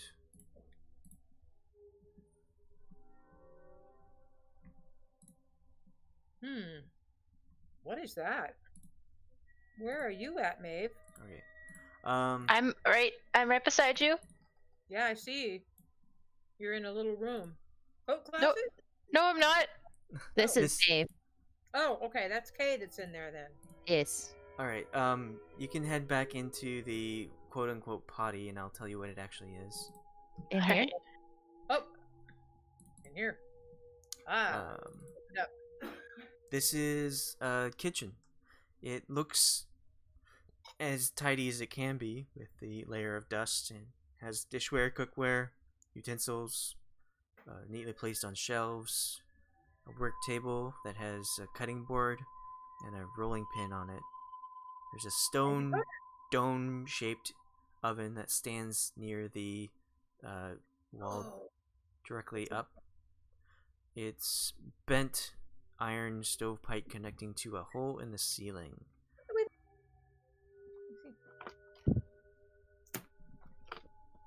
Okay, is that a door in front of you? There are things.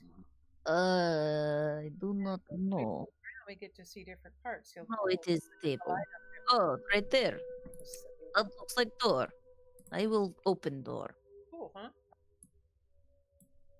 You open the door. It appears to be a pantry that is pretty well stocked. Fresh food? Yeah, it looks like it. Oh, yeah. It is a pantry full of food. Any garlic? Garlic. What is garlic? Garlic is a lovely little root herb that has a pungent smell and it repels vampires. And it's very delicious. You have to try it sometime. It is Why- also delicious. Why do vampires not like garlic? You know, it's what I've heard, and I'm willing to try it if I can find any. You are welcome to look. I'm gonna look around to see if I see any garlic. Okay, you can roll investigation. Is I this will. a door right here?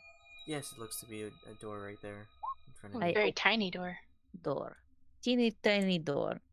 You, Hazel, you look throughout the pantry. You don't find any signs of bulbous garlic, but you do see a lot of bread and jerky meat that has been dried and salted. There's a lot of flour as well, a few spices, and All right. just good-looking food. All I right. wanted to look inside to see if I could grab anything to eat because I didn't eat much of my steak.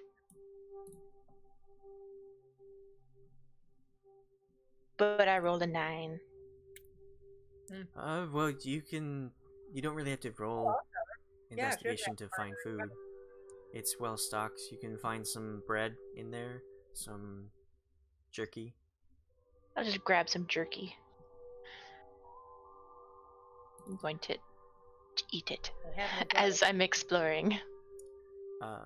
Okay, you do eat it, but as you do it, it doesn't taste very flavorful. It's fairly bland. I use prestidigitation to make it tasty. Much better. Okay, you see that they're behind a small door in the corner of the kitchen. It looks to be a dumbwaiter. Oh, 2-foot wide stone shaft containing a wooden elevator box attached to a single rope and pulley. Does the elevator go downwards anymore, Kay? I don't see elevator. I just see teeny tiny room for maybe pet. Yeah, that's where they keep the livestock before they kill it in the kitchen, so they can have fresh meat. Oh, I see. How does animal move? Try pulling on one of the ropes. see. I'm Yeah. gonna try pulling on one of the ropes. If there is. By myself though. Okay, you can pull on one of the ropes and the wooden box in the dumbwaiter will ascend upwards. You Pull on the other rope. This is interesting device. It is like like pulley system, pulley trolley cart. Yes, it is fully trolley car for rich people. I'm gonna pull on the other rope to see if it goes down. It descends on the same spot, and it doesn't go down any further than about waist height. Well, it does not go down anymore. Yeah. I don't know how they get their chickens and rabbits into the kitchen then. That's strange. Perhaps it leads upward for animal room. No, they put the cooked food on it, and it goes up to the bedrooms upstairs where the people eat. Shh, Hazel, don't tell her that. There is no animal room then? No animal room. Oh, that is disappointing. We're technically animals. All right, where else can we try to get to the basement? I think there's one more door over here. All right. I guess I'll try opening it. You open it up.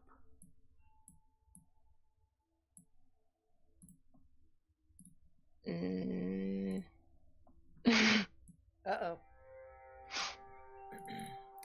this room. This oak-paneled room looks like a hunter's den. Mounted above the fireplace is a stag's head, and positioned around the outskirts of the room are 3 stuffed wolves.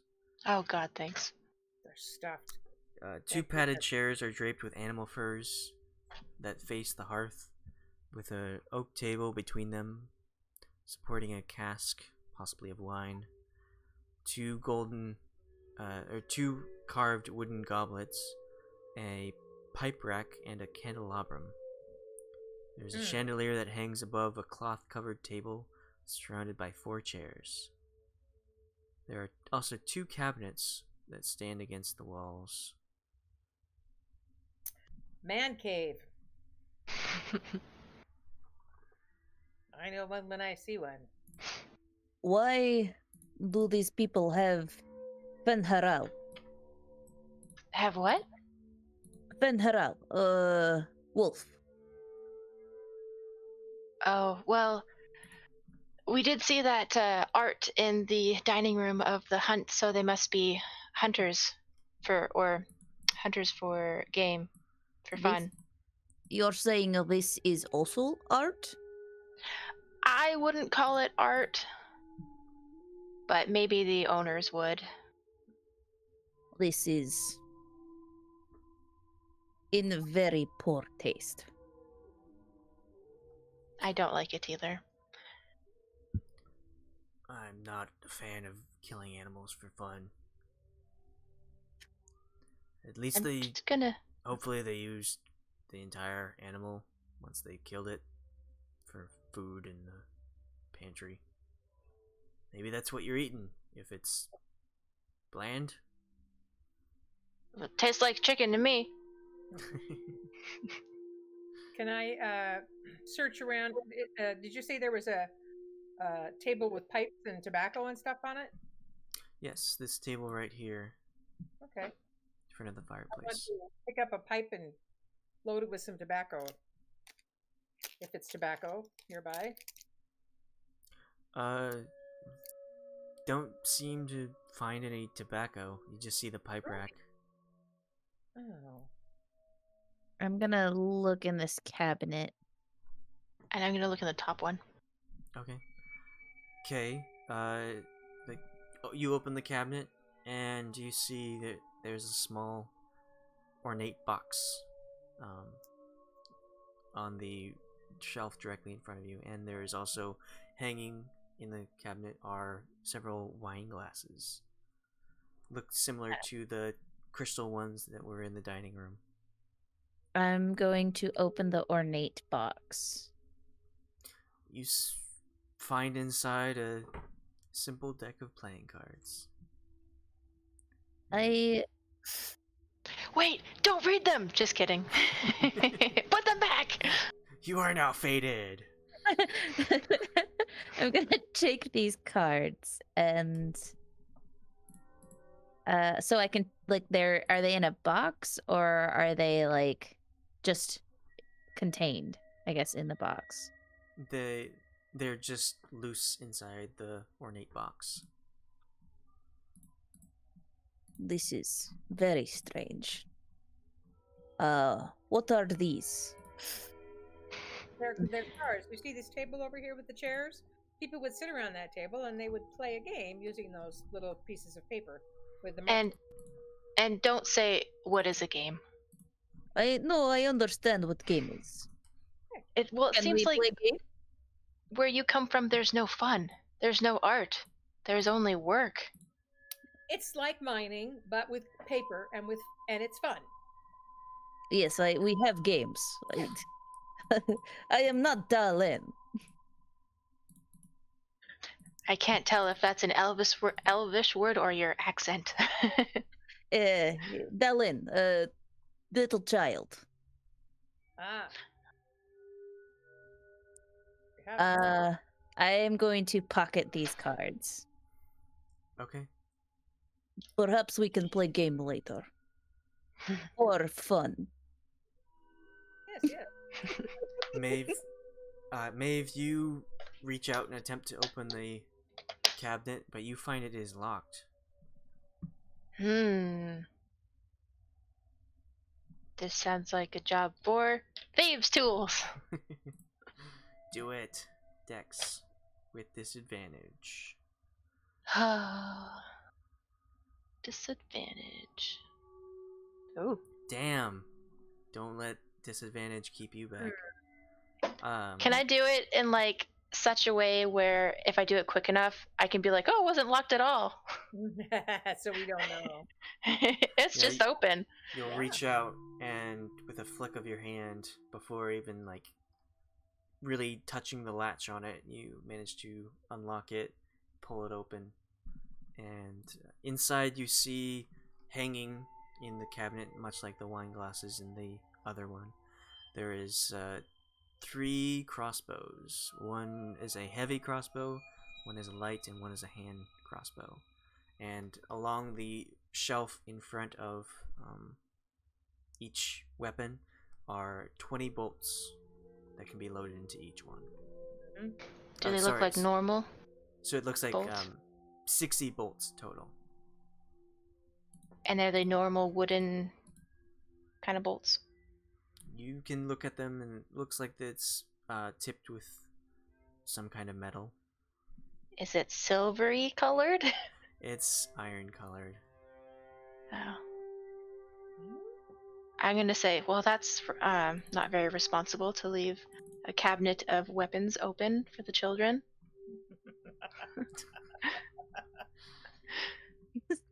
Well, maybe they're training their kids early on how to hunt these wolves.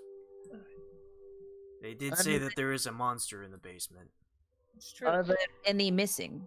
There's a monster in the basement, and yet they didn't take their crossbows with them.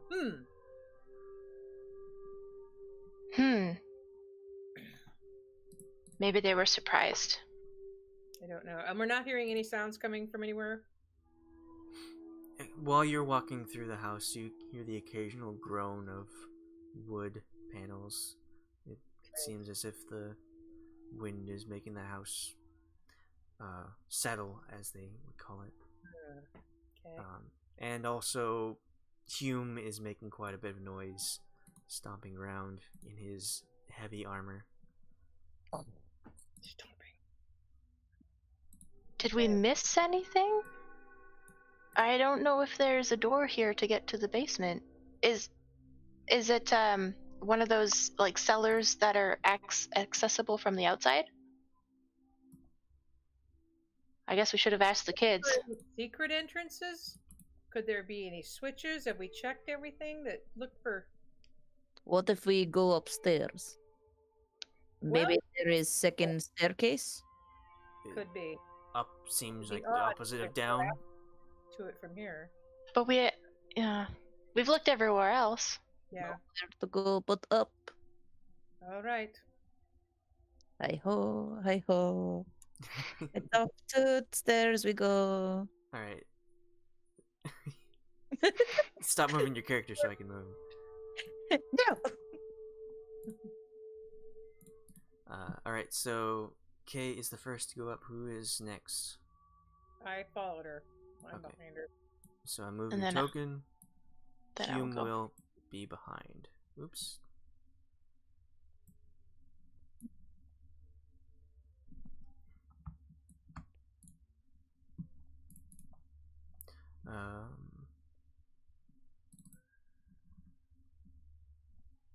You climb the red marble staircase, and upon this landing, you see that there are unlit oil lamps that are mounted on the walls of the elegant hall.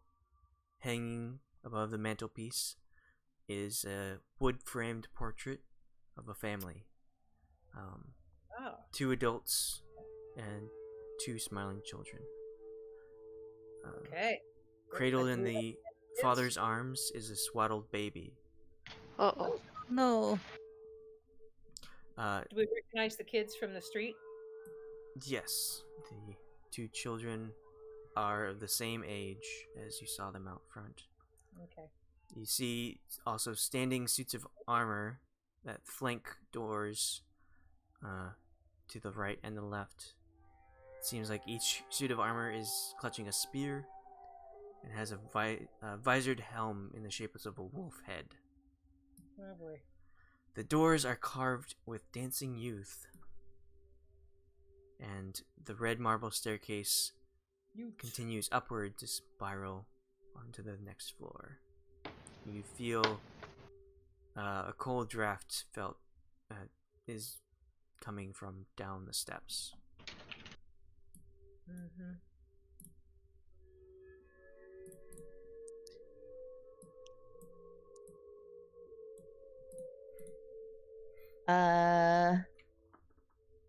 Well, I'm going to head in these doors. Okay. Oh, there's a door over here. Yes, there are 3 doors. Let me move these ones out of the way. So you enter this room. As you enter, you see red velvet drapes that cover the windows of this room, an exquisite mahogany desk and a matching high-backed chair face the entrance and the fireplace, above which hangs a framed picture of a windmill perched atop a rocky crag. Situated in corners of the room are 2 overstuffed chairs. Floor-to-ceiling bookshelves line the south wall. A rolling wooden ladder allows one to more easily reach the high shelves. I would like to investigate the kind of books that are on this shelf. At the same time that they're in that room, I wanted to check the other room because I feel like time is of the essence and we need to find the basement. Okay. Find that basement. I will give you a quick speaking about this. As you enter, you notice gossamer drapes cover the windows of this elegantly appointed hall, which has a brass-plated chandelier hanging from the ceiling. Upholstered chairs line the walls, and stained glass wall hangings depict beautiful men and women and children singing, playing instruments. A harpsichord with a bench rests in the northwest. So north is to the left, because this has compass directions on it, and I've been saying left and right, but north is to the left side. Harpsichord with a bench rests in the northwest corner. Near the fireplace is a large standing harp. Alabaster figurines of well-dressed dancers adorn the mantelpiece. And go back up to the library. If I may, Hazel would like to investigate the desk here and see if there's a paper or a pen or anything that she can match to the letter she has. Okay. Ooh, detective work. You see several items resting upon the desk. You see an oil lamp. You see a jar of ink, a quill pen, a tinderbox, and a letter kit, containing a red wax candle, 4 blank sheets of parchment, and a wooden seal bearing an insignia of a windmill. I'm going to just take out the paper I have and see if any of it matches. Okay. You look and you don't see any I guess you can't really see any similarity other than its paper. Yeah. Okay. I'll have both of you in that room roll investigation as well. But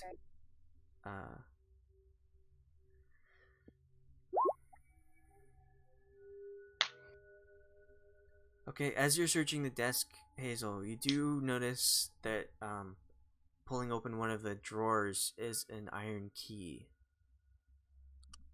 Okay. But other than that, it's completely empty. Kay, you are searching these books, and you notice that there's a wide range of topics that include history, warfare, alchemy. You see several works of poetry and fiction.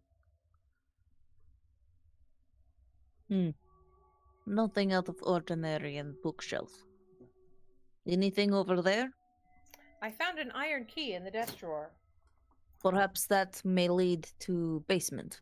Yes. Let us go find Maeve. Okay. I'm standing in the doorway, and I'll turn around to tell you that I found a music room. We found key. Ooh. It would be nice to find the door. Yes. It does not look like this is the desk that authored this letter that we found. Oh, good thinking. Well, there is still one more door. And I'm gonna head to this door.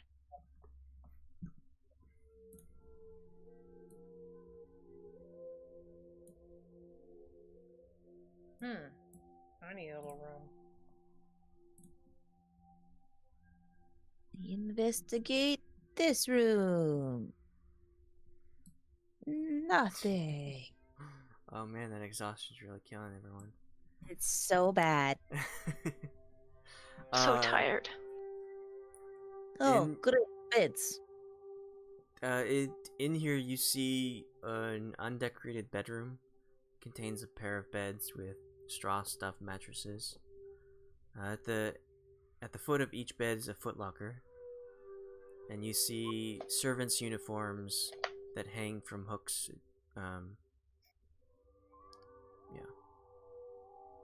Hazel, what's that investigation for?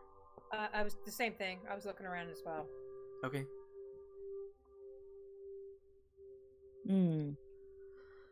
Well, I didn't see anything. Are these the doors outside? Yes, that's the front doors. Okay. So, we have a servant's room, kitchen, dining room, lounge, music room, library. Where's the basement and where are the bedrooms? Like, we're missing part of this house.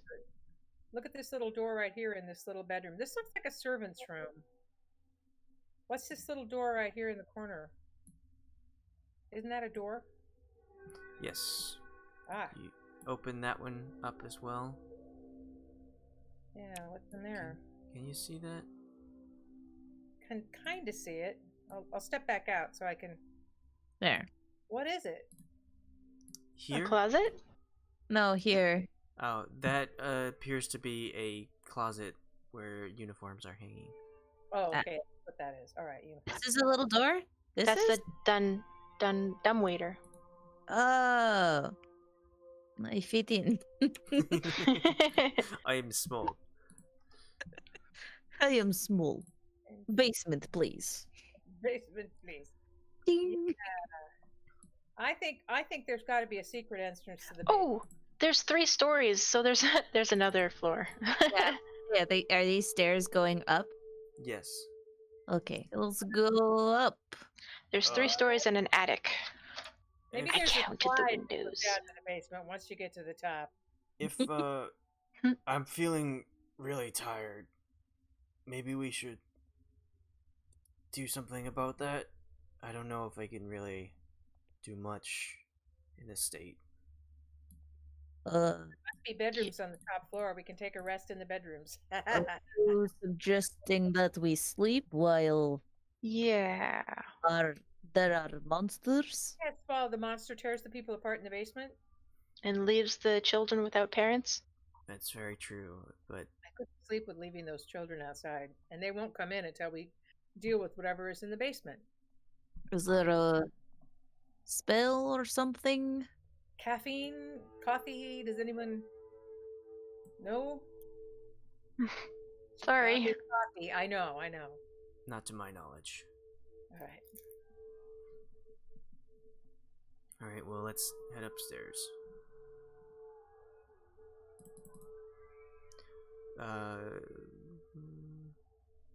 Who's going up first?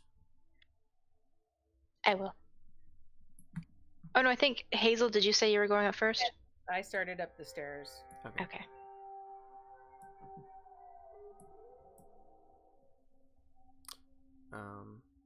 Hume will follow. I will go.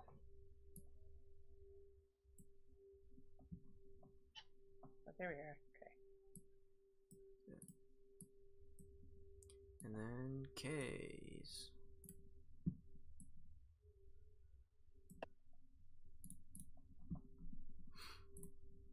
Alright, I'm gonna open these two doors at the same time.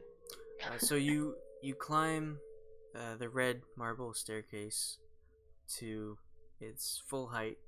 It's no longer going up, and you come to a dusty balcony with a suit of black plate armor standing against one wall draped in cobwebs. Don't look like this gets used very much. You see there are oil lamps that are mounted on the oak panel walls. They're covered in woodland scenes of trees and falling leaves and tiny critters.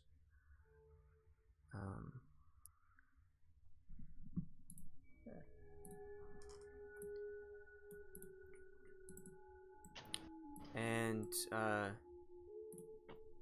you all move too fast for me, but as you all get to the landing of the balcony, the armor will glow and spring to life. Oh my goodness. Heavens to Betsy.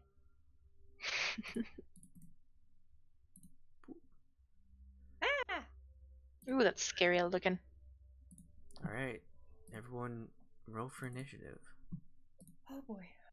Rolling for initiative. Do I just click on the initiative button up here? Hey, Yes. I did it! Nice roll. Yeah. It's a good thing you don't have disadvantage on this. Do we have disadvantage on wow. attacks? No, Right? just ability checks. Oh, okay, sweet. Thank goodness. Thank God. Alright, I will get him in there.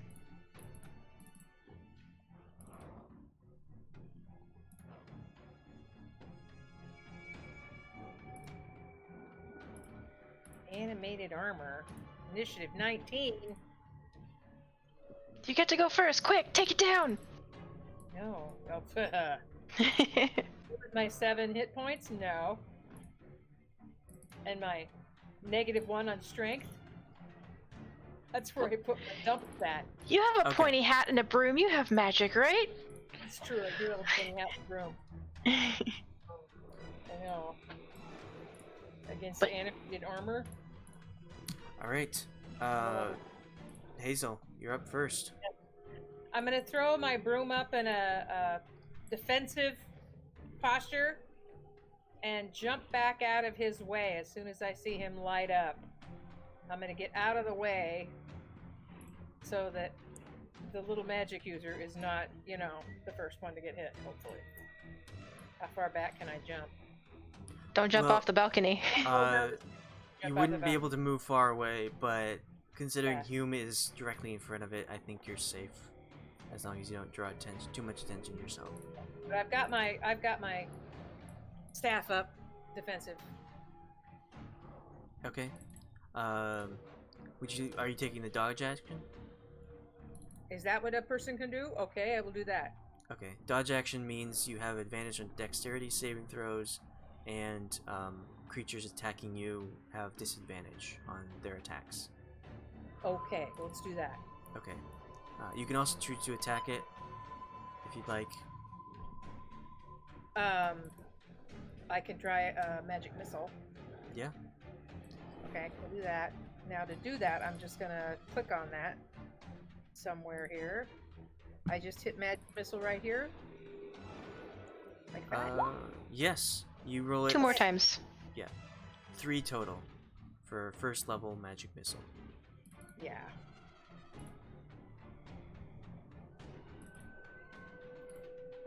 So roll that attack 2 more times. Oh, really? Yes. Okay. It's guaranteed to hit. Okay. There you go. Those are some nice rolls. Okay. So And that was the spell. That was the not spell, not the item you Yeah, have? not. You Okay. could have one-shot me.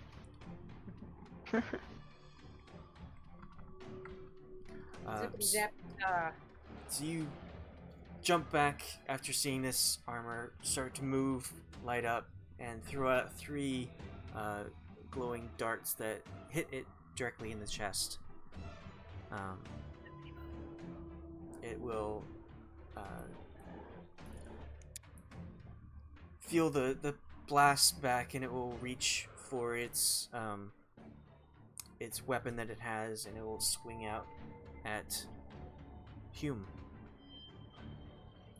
Great.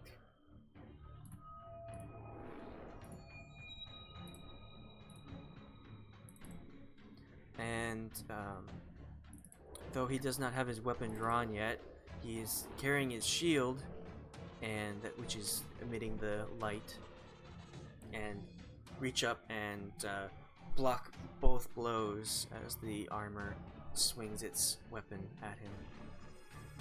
Okay.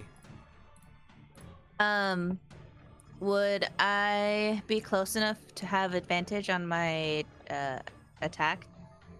Or no? Which attack? Well, I was gonna shoot it with my short bow. Okay. I wasn't sure if we were flanking. You'd have to be right up on it. I see. Well, Unless your weapon had reach, Right. but wasn't a ranged weapon. I see. No, my weapon's a ranged short bow. So I gotta get closer, so that I want to move closer. But Also- if you... Sorry, go ahead, Alex. If you do have a ranged weapon and you do attack it at point blank within 5 feet, you do have disadvantage on ranged weapons. But it would cancel each other out since you're flanking, so it would be normal. What's the point of this then? Interesting. Because it says whenever you have advantage on an attack roll using Dex, Int, Wisdom, or Charisma, you can re-roll one of the dice once. Well, you could hit with your staff with Dex, or if like a creature I don't have is a staff. stunned. Well, if a creature is stunned as well, you'd have advantage on your attack, which would give you that roll.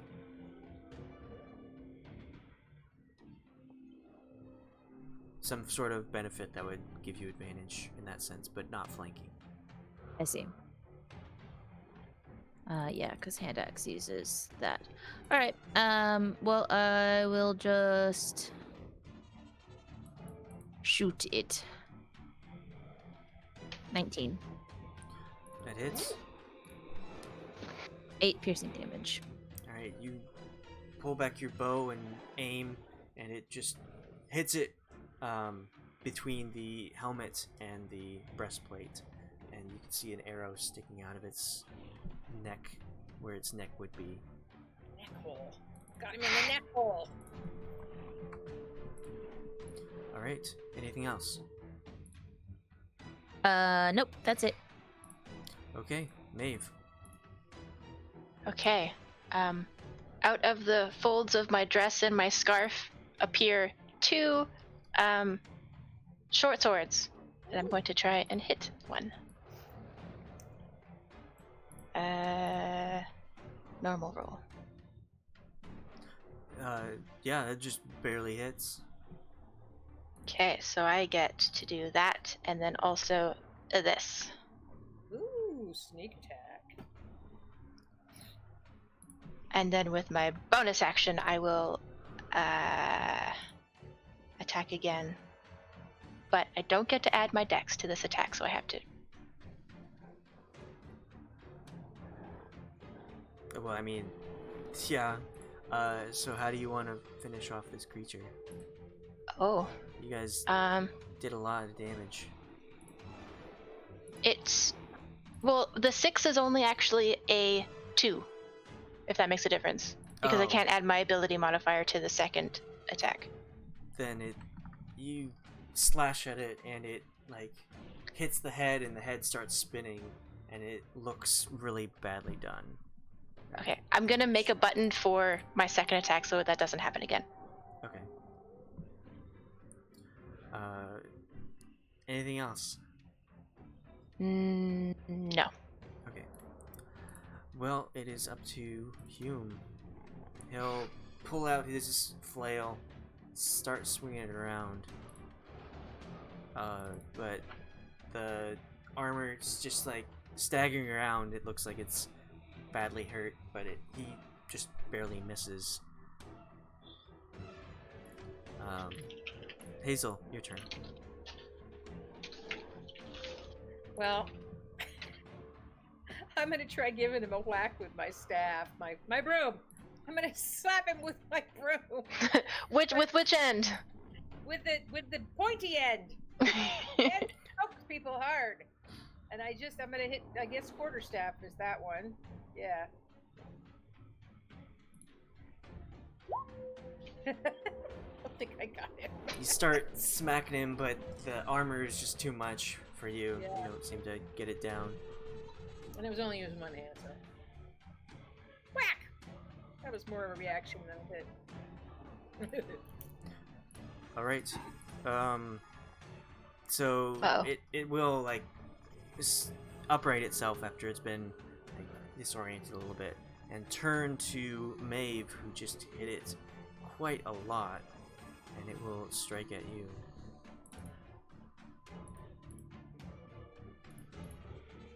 Oh wow. Okay, please don't kill me. I only have 10 hit points. I thought I was. I'm sorry.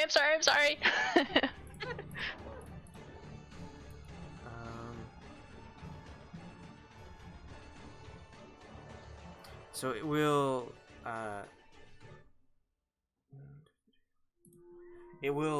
sweep you and hit your leg, and you just feel the gash in your and open up as it cuts your leg. It crit, so I had to roll on the table. Oh no! And Owie! you take 5 damage and have half movement until the end of your next turn. Okay. And when you like go down on one knee, clutching your leg that's been cut open, it will swing at you again, but you moved quickly out of the way unintentionally, and it misses. Okay. All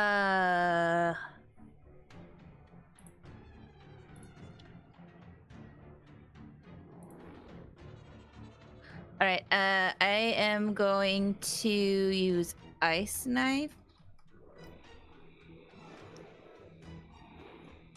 All right. Wait. Wait. Do you So- want to use ice knife? Maybe I shouldn't say anything. Oh, because it can hit you if you. The target takes 1d10 piercing damage, hit or miss. The shard then explodes. Does that explosion affect everyone else? Yes. With range? Pretty close. What's target range?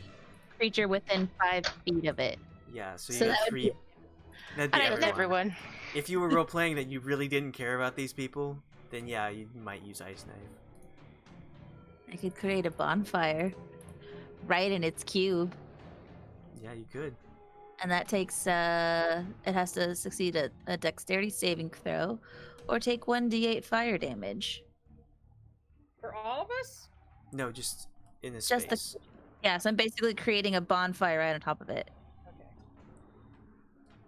Creature must also make a saving throw when it moves into the bonfire space for the first time on a turn or ends its turn there.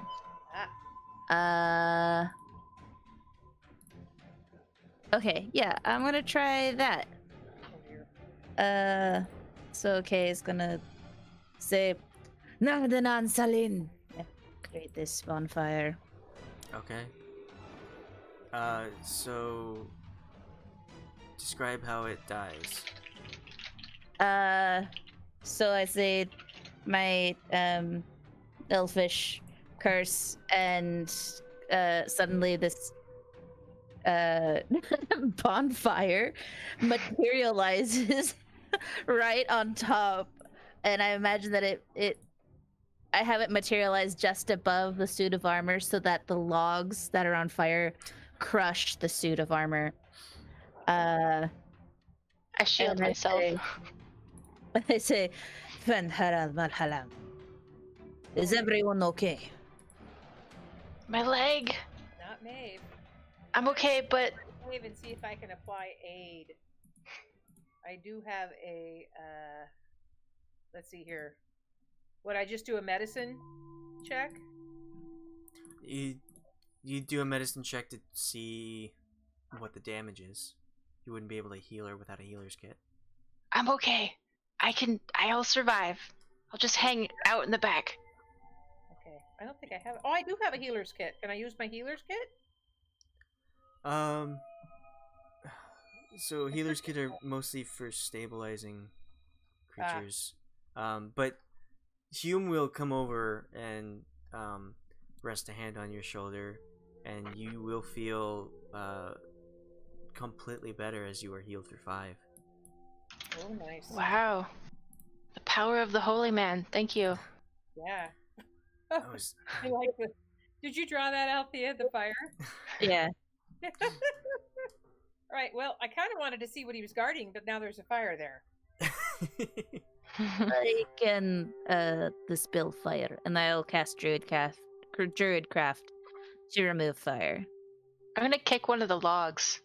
Just this magically appeared log. Is it magic? Does it go away?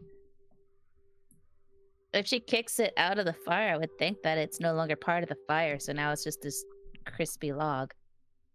Right? I don't know. It's possible, yeah. And since we just had a good session, it's about time to wrap it up. Oh, it is. Yeah, it is. Okay. We That just was having fun. Too much fun. I know. Fun. I'm not even tired. Gotta find those people. Where's the freaking basement? Where's the basement? In the attic. I'm sure we The missed basement's in the attic. There's got to be a secret door on the main floor. Big houses like this always have a secret door, so it's got to be a secret door. These children are confused. They think their house is upside down, so that they have to go up to go to the basement. Basement. Yeah. It's on the top floor. Yeah. They couldn't remember the word for attic, so they just said basement, because that's all they could remember. Could be. This guy's guarding something though, but when we come back, we can get to find out what he's guarding.